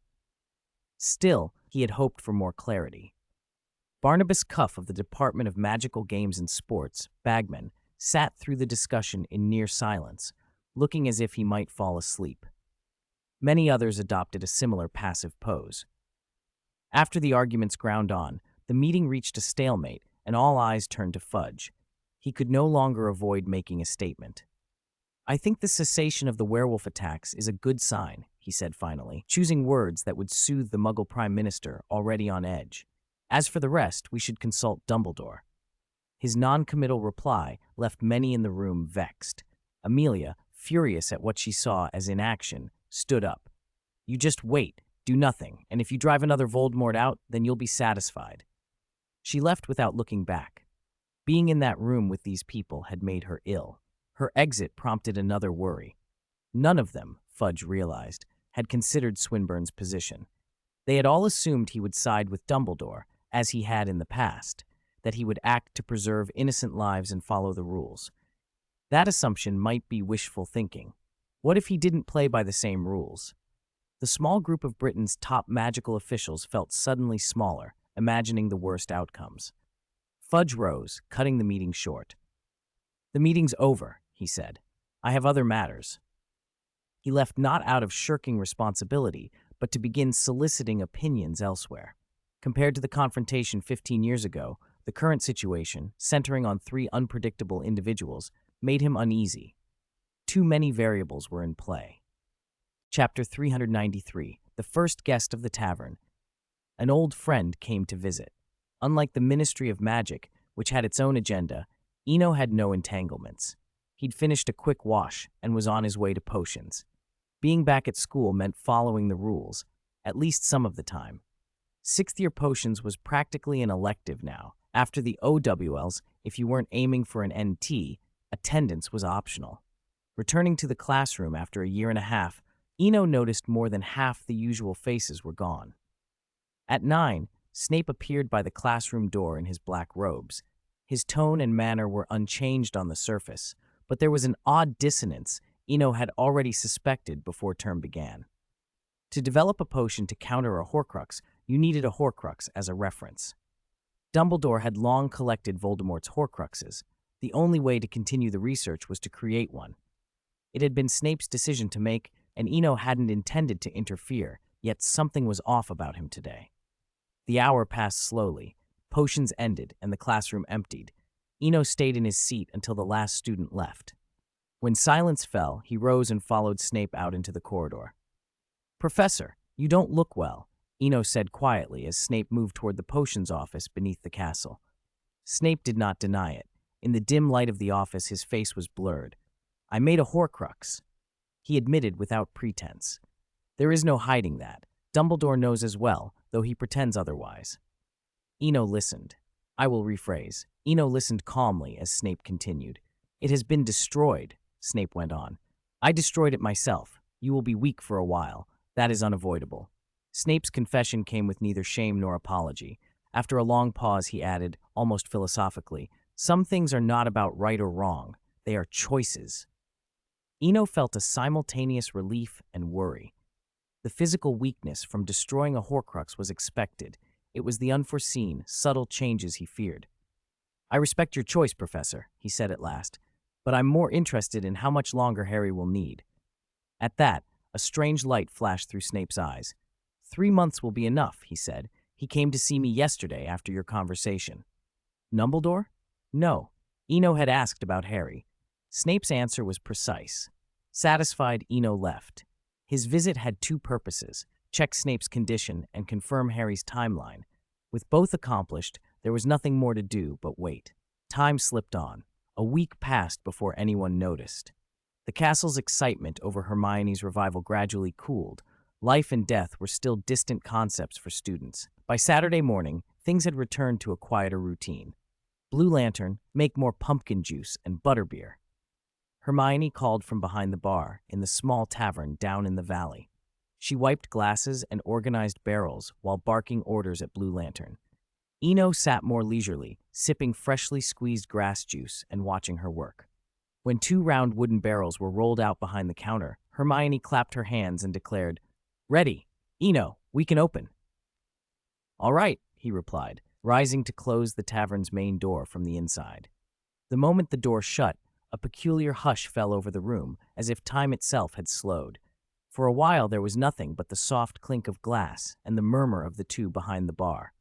Then faint and strange sounds began to seep into the tavern: wind, distant waves, and an ethereal, beautiful singing. The atmosphere felt magical, almost otherworldly. Hermione hunched her shoulders. "Don't be scared. We're only running a tavern," Eno said with a light laugh from his chair, trying to steady the mood.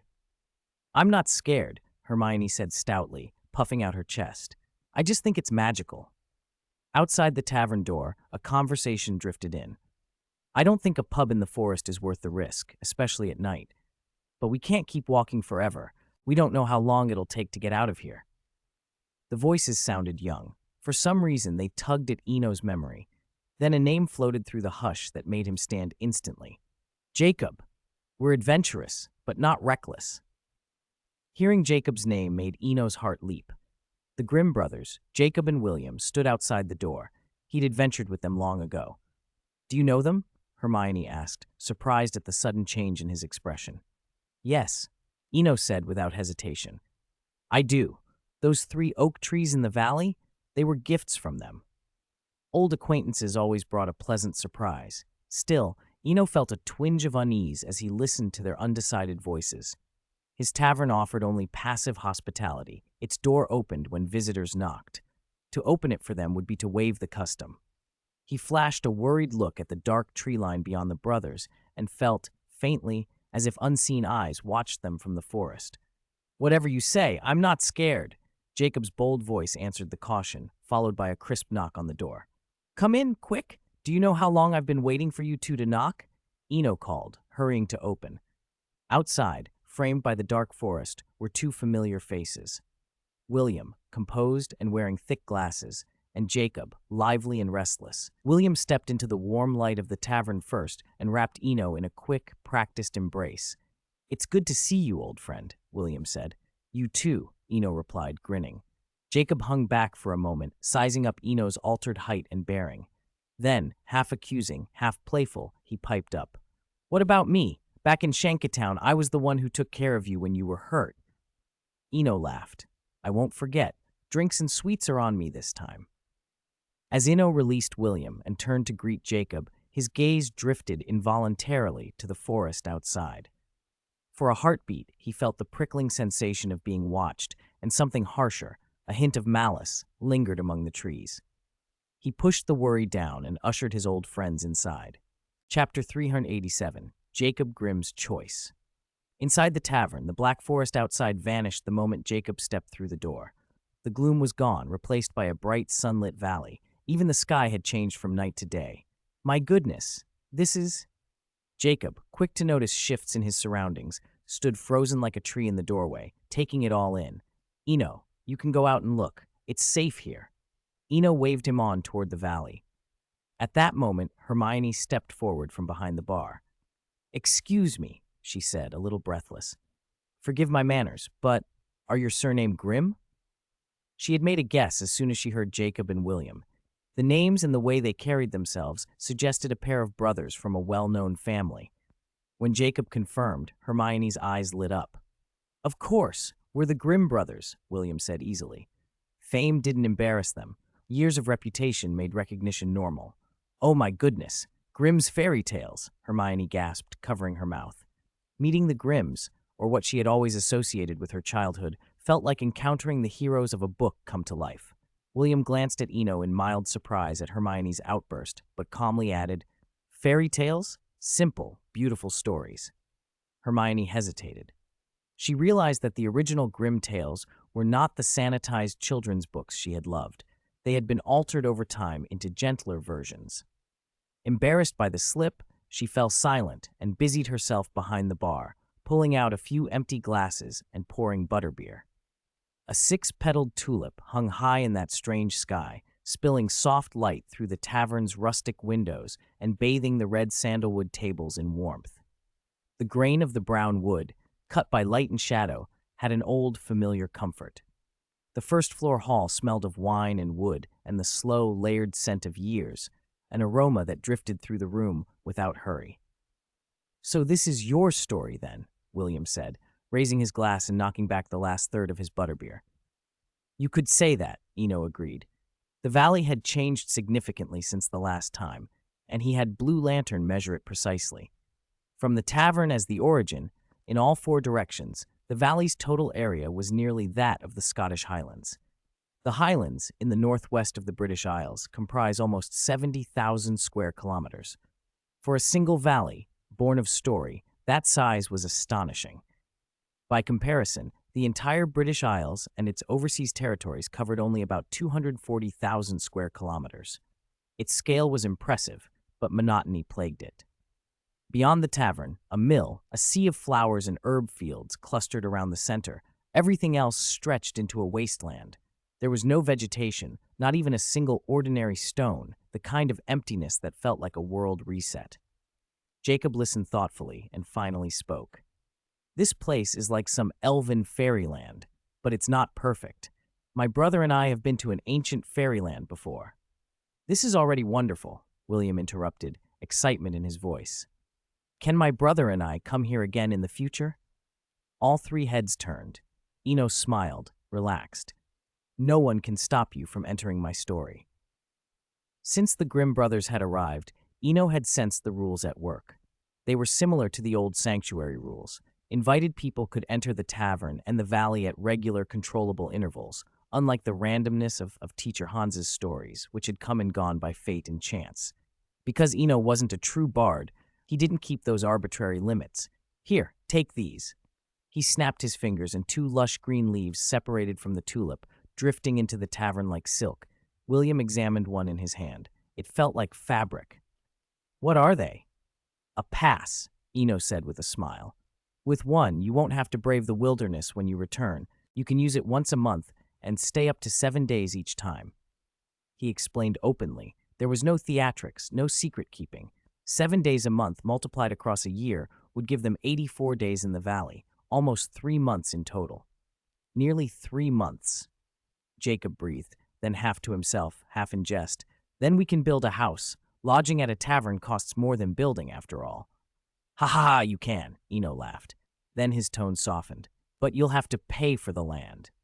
Of course, William replied without hesitation. That's only fair. Conversation flowed like the slow drinking of the butterbeer. Time softened around them, and after a second small barrel was emptied, Jacob began to yawn. The valley might be sunny, but he'd spent the day wandering the Black Forest with his brother. A few drinks had loosened him, and fatigue settled in quickly. I'll show you the guest rooms. There's plenty of time, no rush, and Eno said, noticing Jacob's exhaustion. He stretched out a hand and waved at the tulip in the sky as if greeting an old friend. In the blink of an eye, morning shifted to noon, then to dusk. Light bled away and the valley settled into night.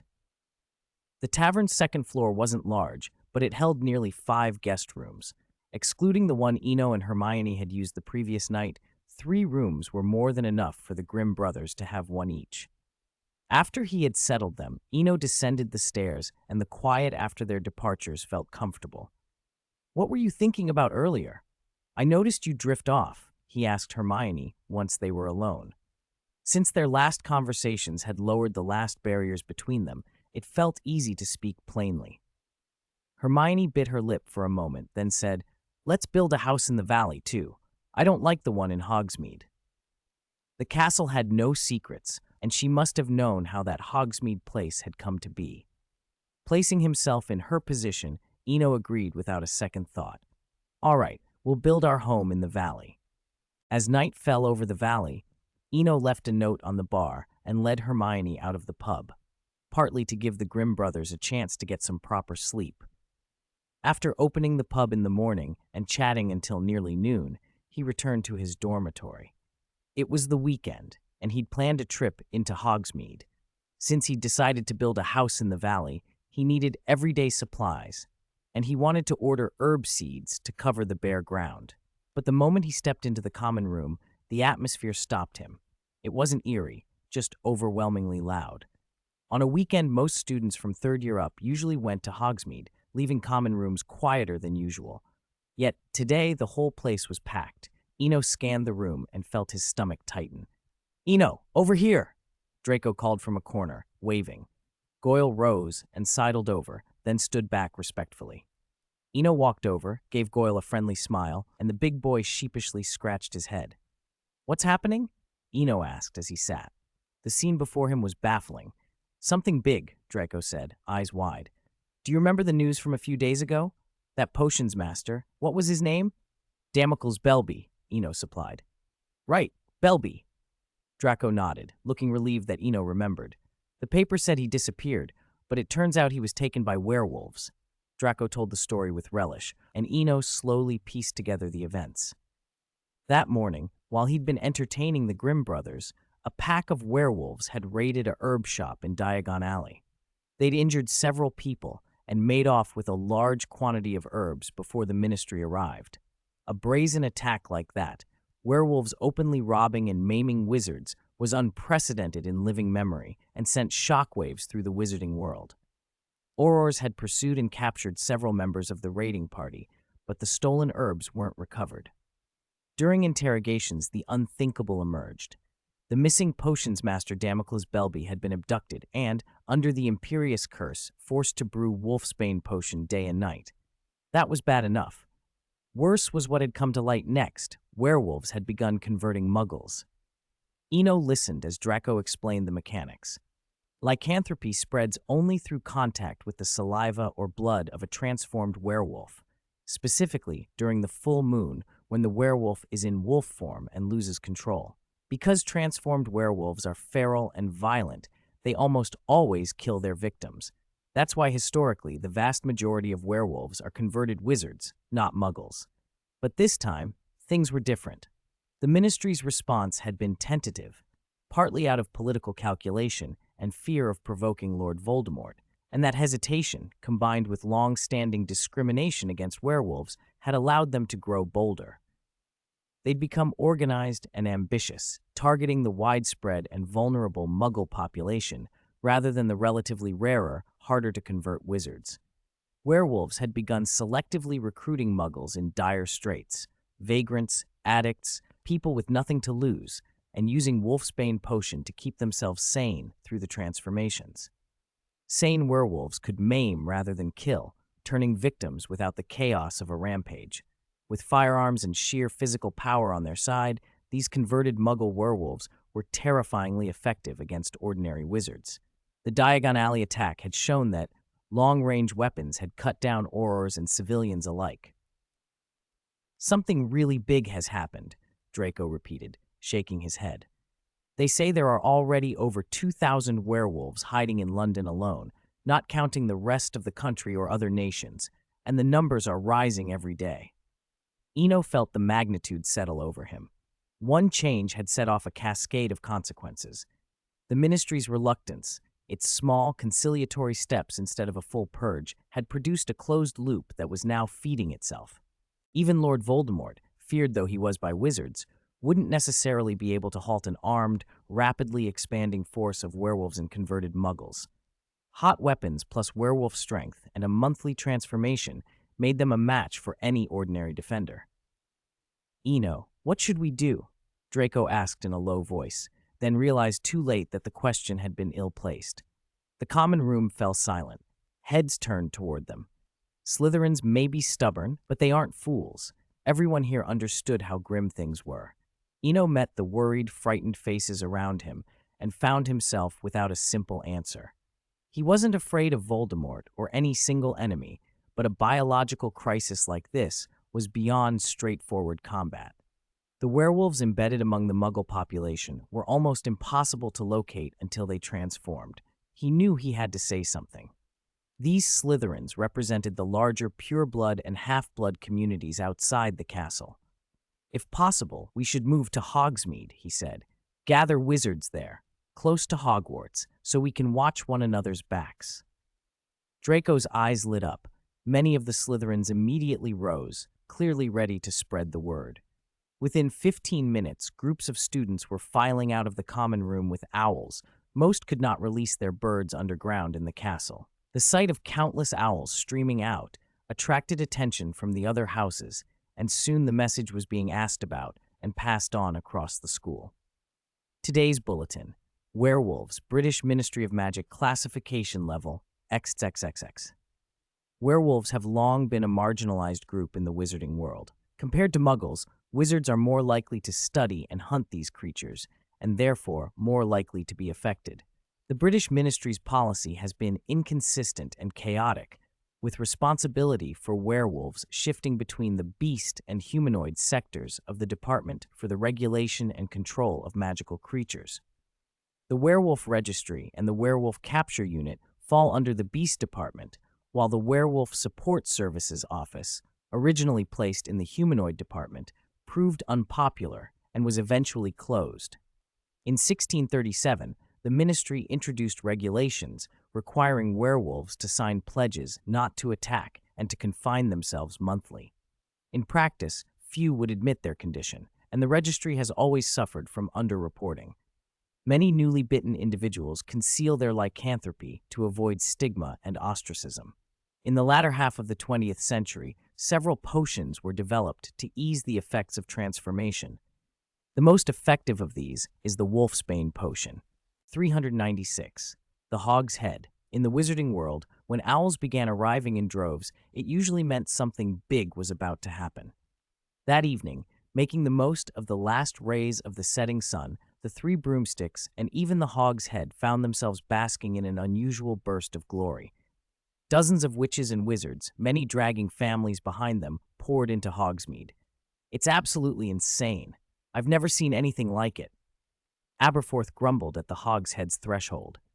He ran the pub more as a hobby than a livelihood. The Dumbledore vault made sure the family wanted for nothing. All the extra business annoyed him, especially since some of the people arriving looked slippery, like the one standing in front of him now. "Sir, I repeat, I only want a standard room. I'm not staying. Only my wife will." Lucius Malfoy stood at the inn's door, his face drawn, but he held his wife Narcissa's hand firmly despite his fatigue. As one of the sacred 28 families, the Malfoys naturally had property in Hogsmeade, but Lucius did not feel comfortable leaving Narcissa alone right now. He didn't intend to act unseemly or out of line with his status, but he had to make arrangements for his family's safety. The Hog's Head was a sensible choice. Aberforth was behind the bar, and ordinary Death Eaters wouldn't risk making trouble here. The inn had always been a near-transparent black market for Hogsmeade, and its trouble-free record spoke for itself. When Lucius had finished explaining, Aberforth's expression softened fractionally. He disliked slick, scheming people and disliked troublemakers more, but the genuine concern between the husband and wife was plain to see. "Small room, private wash basin, 4 sickles a day," Aberforth relented. He turned and went to the grubby bar, rummaged in a drawer, and came up with a key. Lucius let out a quiet breath of relief. Narcissa, though, sounded sad. "My dear, why must we do this? You know what I mean." The pressure of her hand made Lucius feel the tension in her voice. "It's not that we have to, it's that we must. 15 years ago we thought things were stable, and then—" He left the sentence hanging. Aberforth, looking over from the bar with the key in hand, caught his eye. "Be good. Stay here for now, then we'll go home for Christmas," Lucius said calmly. The words "go home" made Narcissa's fingers, which had relaxed a little, close on his hand again. Partings and reunions had a way of becoming routine. As Lucius let Narcissa go in Hogsmeade, far away in London, the Ministry of Magic, where those in power gathered, sat under a very different mood. Instead of the argument and activity of other days, the atmosphere was hushed and grim. "You all know the situation. Stop playing dumb." Fudge barked in his office, uncharacteristically forceful. The firmness, however, was mostly bluster. Everyone in the room was trying not to let panic show. If Diagon Alley had not been attacked, they might still have been in the dark. 2,000 werewolves were already hidden in the London area alone. Who knew how many more were scattered across England? The implications were terrifying. "The wolfsbane can't be cut off," said Ludo Bagman, head of the Department of Magical Games and Sports, breaking the silence. "We need to prepare it, stockpile it, and make it available. Let them take it." Bagman knew that, once a nest was disturbed, nothing remained intact. It was no longer a time to play ignorant. One wrong move, and the problem could cascade through the whole wizarding world. His suggestion, to allow and even supply wolfsbane so those afflicted could control their transformations, sounded reckless, but it met with several silent nods. Full moons came at least 13 times a year by lunar calculations. Without regular doses of wolfsbane, the werewolves hidden among the muggles could lose control and transform in public. If that happened, the International Statute of Wizarding Secrecy would be meaningless. Many approved Bagman's plan in the grudging way people accept a bitter remedy. It would allow the population to expand quietly, but keep the worst consequences at bay. It was an ugly compromise, supplying means that might enable more to survive as werewolves, but it was better than immediate catastrophe. No one opposed it strongly, not even Amelia Bones. The number of werewolves sounded frightening, but the Department of Magical Law Enforcement was not to be trifled with. Amelia knew the deeper cause of all this was Voldemort. Even if the werewolf tally doubled, there were ways to handle them. Over 99% of the afflicted were muggles transformed by magic, and despite their strength, they were not invulnerable. Given time and effort, aurors and skilled wizards could contain outbreaks. What she and many others could not understand was Albus Dumbledore. The legendary headmaster seemed willfully aloof. Not only had he not taken action, he had not even proactively consulted the ministry. His apparent inaction baffled and irked a great many people, and it was precisely this absence, this delicate, unsettling balance, that let Bagman's proposal gather momentum. While the ministry argued and wondered, Dumbledore himself sat with a dilemma. On one side were the Muggles being transformed every day. On the other was Harry, who needed time. Most of those transformed were homeless addicts, but life was life, and Dumbledore could not simply dismiss them. The only clear way forward, he knew, was for Harry to rid himself of the Horcrux as quickly as possible. Then the rest would be far easier. But getting Harry that time was no simple matter. "Severus, can the potion truly not be improved?" Dumbledore asked calmly in his office. The potion in question was the only immediate hope to prevent disaster, a way to protect someone through a dangerous process, but Snape's eyes were cold and empty. "Unless you want him to die," Snape said, voice flat and unforgiving. There was no sympathy in the retort. Dumbledore read the anger beneath the chill. Snape's contempt for the transformed Muggles, the ghosts of Spinner's End, had hardened him. "I'm sorry, Severus, but you know the situation. If that's all, I have things to do." Snape cut in, standing up abruptly and leaving the office without looking back. Dumbledore watched his retreating figure and opened his mouth as if to call him back, but whatever words he wanted to say remained unsaid. When the door closed, the moment had passed. Time, like the most powerful magic, changes everything, often without anyone noticing. A week had passed since the attack on Diagon Alley. After the initial panic, the wizarding world had slowly edged back toward normal. The werewolf had made no further moves, and life resumed. People's memories proved short. Ordinary wizards returned to their routines, while the wiser ones kept a low profile or moved away. For a while, apart from Hogsmeade, the wizarding community in Britain felt oddly deserted. Hogwarts, however, felt none of that outside emptiness. With students barred from leaving on weekends, the castle grew even livelier on those days. In the common rooms, the great hall, and along the corridors, little clusters of 2 or 3 students gathered, whispering as if each group held an earth-shattering secret. For the excitable Gryffindors, weekends were carnival time. In the Gryffindor common room, with George and Fred gone, the practical joke business had quieted down, but a new generation of Weasleys had stepped in. Ron lounged on the sofa, no longer shouting the news to anyone who'd listen, but his ears were still alert. For most people, these were only topics for gossip. For Ron, they were crisp galleons. Besides, he was a prefect now and had to keep up appearances. When conversation lulled, he rose and moved to a quieter corner. "Harry, you all right?" Ron asked. "If you're feeling off, go back to the dorm or see Madame Pomfrey." Harry sat on the sofa opposite, strangely flat and distracted, his gaze often somewhere beyond the room. "I'm fine. I haven't congratulated you yet. You must have had a good day's take." Harry forced a smile. He was one of the few who knew Ron's little side business and was glad his friend was making pocket money. Ron shrugged. "What take? It's nothing. Original sources are getting rarer. People don't offer info for free anymore. The Hogwarts Past magazine's been open for anyone to sell stories to, and since the lockdown, its sales have shot up. For a second, I thought about leaving next year to run a branch outside school, but then I'd have to face Mum." Harry heard the fatigue in his friend's voice. After a moment, he lowered his voice. "All right, I'll tell you something exclusive. A prophecy. I ran into Trelawney in the corridor last night."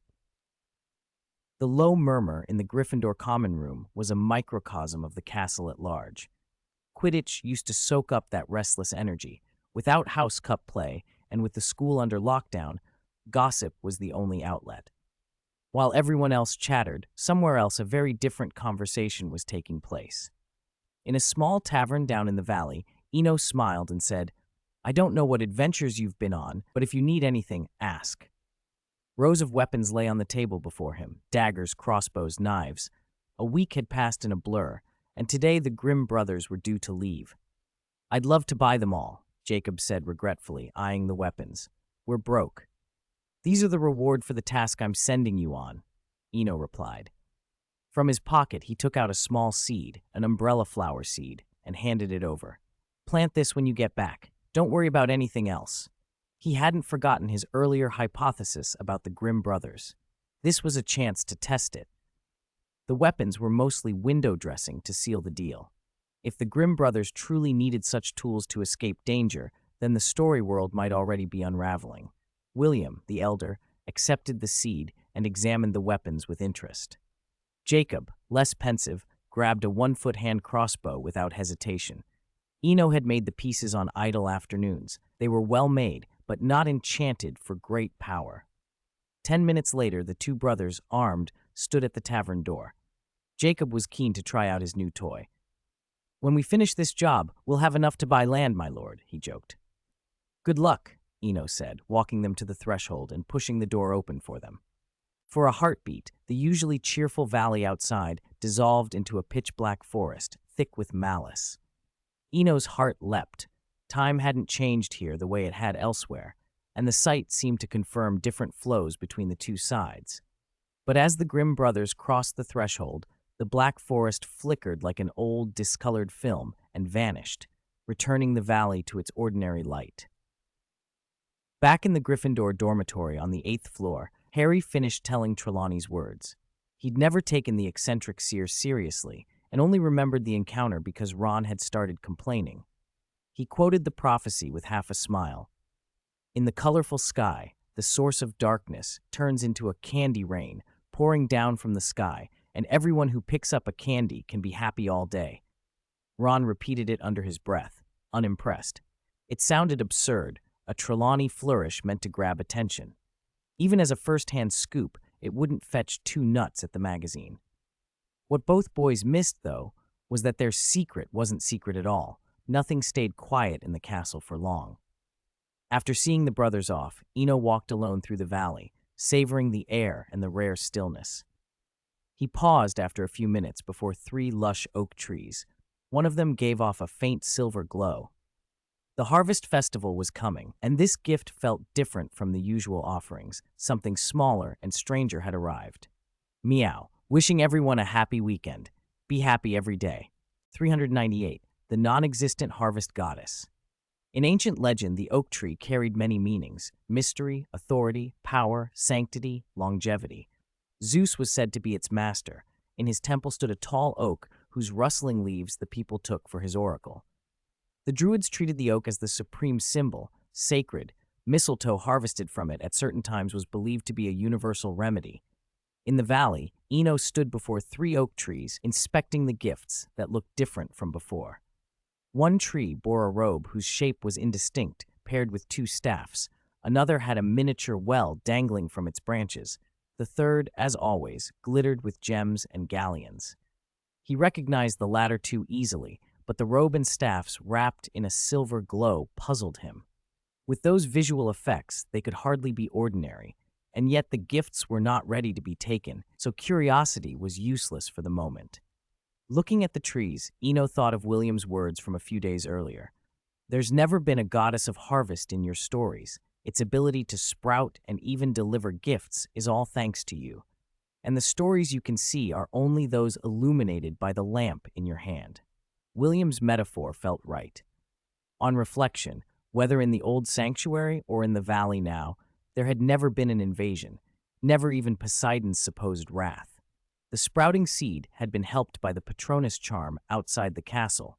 The first gifts of gems and galleons had come from his own wandering experiences and his subconscious belief that money meant security. The later items, the crystal ball, the blue lantern, the red mill, were answers to desires he'd harbored. "I want to control my destiny. I want a loyal, unbetraying house elf. I want the valley to be self-sufficient and to eat well." His quiet sigh drifted beneath the oaks. Staring at the 3 trees, Eno suddenly felt everything was both wildly magical and entirely logical. It was odd and absurd, and yet made perfect sense, like another room of requirement, except with a longer cycle and exclusive use. A piece of clothing, it should be the moon, really. He shook his head. More than another enchanted garment, he wanted a bright, clear moon. Otherwise, the valley felt incomplete at night. Time moved on. While the valley remained tranquil, the herbology greenhouse that same morning was a little more animated, not because of a larger class, but because a new issue of Hogwarts Past had just come out. Priced at 7 nuts, its low cost and entertaining content had made it a quick hit. Abandoned Greenhouse Number 12, also known as the Hogwarts Past magazine headquarters, was alive with the faint scent of ink and grass. Dozens of bundled magazines lay neatly stacked, each issue a small fragment of time waiting to be opened. Ron 130 copies for Diagon Alley. 45 of those include the film mirror. Here's the address. Never mind, let Hannah handle Diagon Alley. Colin strode out of the room with a thick notebook, talking as he moved. Hearing her name, Hannah tossed her head and let her golden pigtails swing. I don't care, but same rule as always, no commissions. I want the hardcover edition. Don't worry, you won't be short on money. She spread her hands expectantly. Collecting every hardcover edition had become a passion of hers, as much fun as collecting chocolate frog cards. All right, you get priority purchase, that was promised, but still the same rule, 1 slot per person, Colin said, nodding. He glanced at Ron, as if waiting for his decision. Ron looked torn. The special hardcovers were a big draw. A limited run included a 5-inch film mirror and could contain randomly gifted signed photos of characters or personal maxims from those involved. The idea of owning a rare signed photo was intoxicating, especially since this issue supposedly included the first joint signed photo of Dumbledore and Swinburne. That tidbit had already been, accidentally, leaked by the pair themselves and had made the issue popular before it even hit the shelves.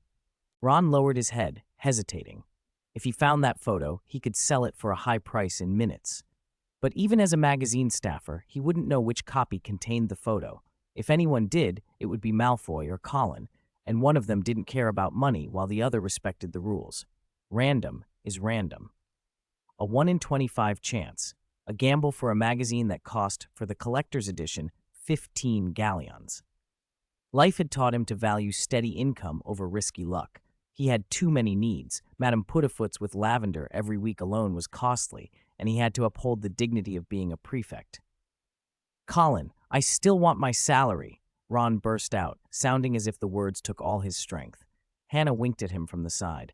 You really are hopeless, Hannah laughed. Then, with hardly a beat, she offered, 20 galleons. Sell your spot to me. Ron stared. He knew Hannah came from money, but he hadn't realized the leaky cauldron was so generous. 2 magazines plus the premium came to 35 galleons, no small sum, nearly half a month's pay for an ordinary ministry employee. Hannah folded her arms. This is the final price. Ron's silence annoyed her. No, that price is fine. I was just stunned. I didn't mean anything else. He hurried to clarify, relieved. Colin, as co-editor, pretended not to notice the exchange.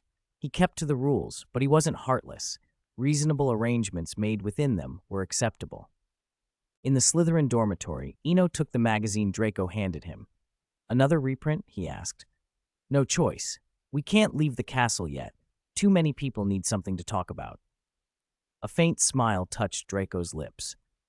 The idea that had struck him in a flash of inspiration had worked out better than he dared hope, and he was quietly pleased. Eno flipped through the pages. He rarely joined in idle chatter, but this magazine fed his curiosity about life at Hogwarts. Campus life, he thought, seemed the same everywhere. Youth full of more laughter and enthusiasm than sorrow. Near the end of the issue, an otherwise unobtrusive headline caught his eye. Trelawney's Prophecy Collection. The title was odd. Campus magazines rarely named professors unless absolutely necessary. Professor McGonagall had made that clear long ago, yet Trelawney always seemed to be an exception, treated almost with a shrug. In the past, if a professor's name appeared in print, McGonagall would send a rebuke the next day. But no matter how Trelawney was written about, no warning ever followed. Lost in thought, Eno read the short article through in a few minutes. Draco, how did this get out? He asked, handing the magazine back. The piece made him uneasy. Other readers might take it as a joke, but Eno knew the truth. He really did have a colorful sky of secrets. The bright river of rumor seemed as old as the castle itself. Draco frowned and tried to remember. The story had been meant as a light piece, but after knowing Eno for years, he trusted that Eno wouldn't ask without reason. After a moment, he brightened. It must have come from Weasley. I didn't listen to the whole tale then, but I did hear him telling Colin, "Wait here." He stood and moved to a nearby cabinet. A monthly magazine had so many small details that it was easy to miss something. Draco returned with a small ledger. Found it. Ron Weasley, September 16th afternoon. He sold it for 2 sickles. He checked the accounts as he spoke. The amount wasn't much. Few sickles were worth noting, but Colin had insisted on recording every nut. If you want this magazine to keep going after you graduate, you must record every nut spent. Not everyone is wealthy, Colin had said. Draco gave a short laugh and shrugged. It wasn't about the money, he said. It was about honesty. According to Weasley, it was exclusive. Only he and Potter knew, so he sold it for 2 sickles. In a castle like this, there's no such thing as exclusive, Eno said.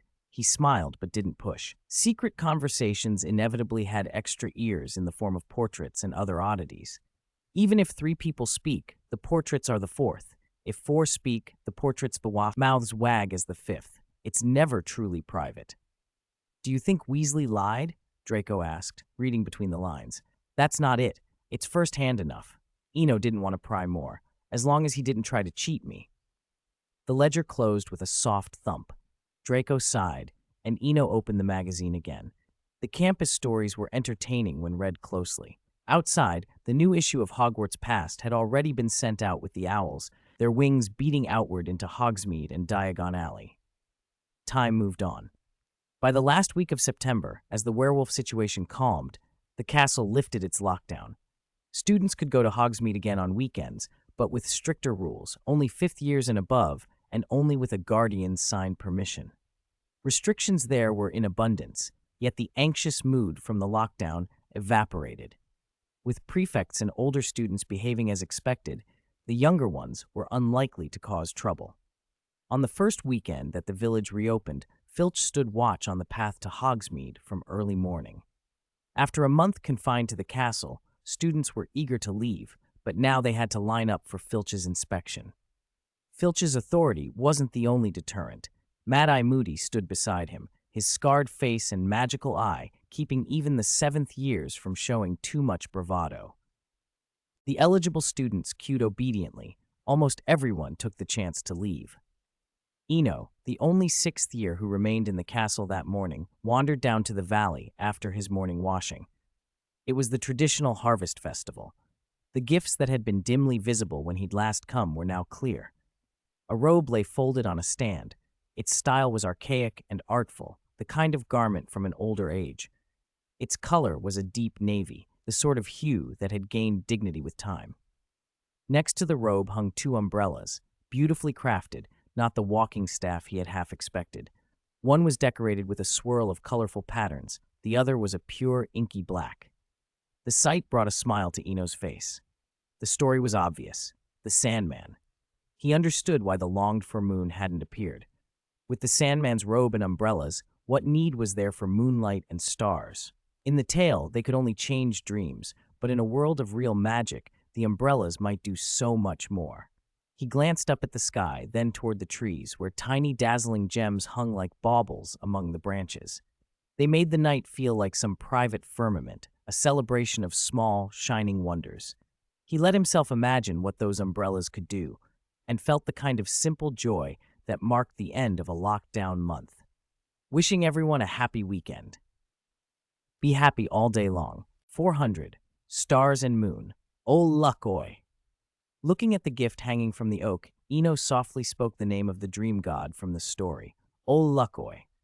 Ole was a common name, representing countless ordinary people. Luckoi came from Luca and Se, meaning to close one's eyes. The dream god told stories and brought beautiful dreams to sleeping children. At Eno's words, the 3 gifts on the branch dropped.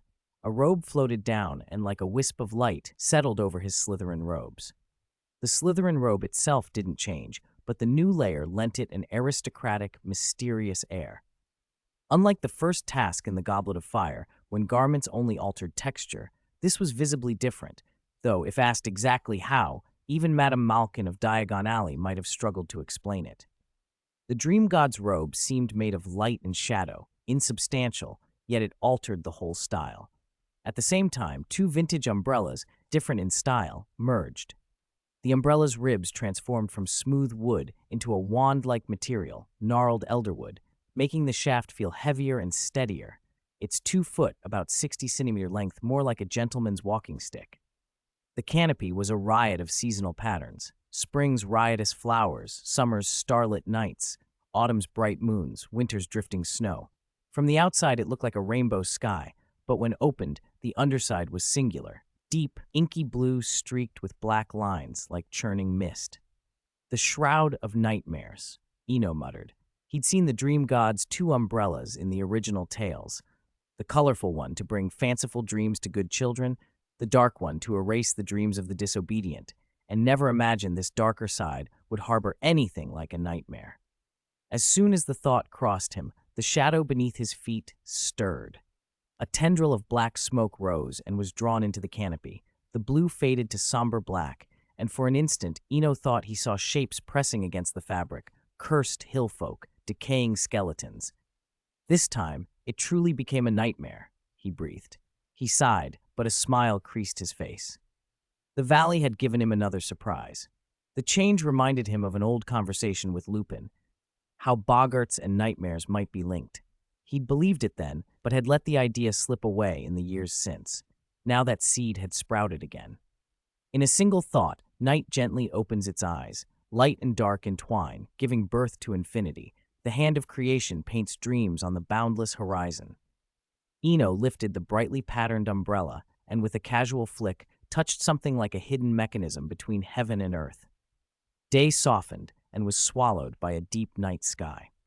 The 6-petaled tulip sun slid away, and the rainbow river in the sky merged with inky blackness. The valley, vast and boundless, shifted into a single hushed hue. Gems hanging from the oak, summoned as if by a thought, flew up to join the jewels that had formed in earlier years. Though it was night now, the gems shone as if with their own light. Moonstones haloed in color, aquamarine topaz, vibrant pigeon blood rubies, deep cornflower blue sapphires, glowing green savorites, stretching into the sky like a brilliant river of stars. In moments they arranged themselves into wondrous patterns, a cascading Milky Way here, whirling constellations there, filling the night like a dream-made firmament. Even though he had conjured it, Eno felt the same awe one feels in a fairy tale. The bright moon, rising from the gloom, its silver light spills, softening the edge of night. She is the queen of night and the guide of dreams, her gentle light comforting the world's solitude. The old crystal ball lifted into the sky and brightened until it became the moon, cool, clear rays spreading over the valley. 70,000 square kilometers of land were washed in silver. Eno looked toward the distance and frowned as he saw a barren wasteland there. When the chapter of stars and the ode to the moon finished, the valley moved on to a new cadence: song of the mountains, chant of the rivers, whisper of the forests. Time slipped by, and Eno slowly set the umbrella down. The entire valley had been transformed, as if by a chapter of creation. It was alive now. He knew the dream god's umbrella had done much of the work, but another gift had helped too. Something that had once been only a few inches across, like an inverted teacup, had expanded 100-fold into a 3-foot-wide wellhead, now planted firmly in the earth. A true spring had appeared. Magic could conjure water, but it was rootless and fleeting. A living source meant rivers to wind through the land, nourishing everything without end. He stood on the soft soil beneath the dream sky and felt memories, long folded away, rise scene by scene. He had spent his life carefully telling stories. Now he was living one. "Still daydreaming?" a voice said. Eno turned. Hermione stood there, eyes wide with shock. He had known she was nearby all along, but when inspiration strikes, a painter must finish the canvas. Hermione seemed to come awake from a dream. "Oh my goodness, this is simply—" She trailed off, searching for a word. "A fairy tale where wishes come true," Eno finished for her. "Yes, wishes come true." Hermione nodded, the astonishment finally giving way to a smile. "Just like a fairy tale."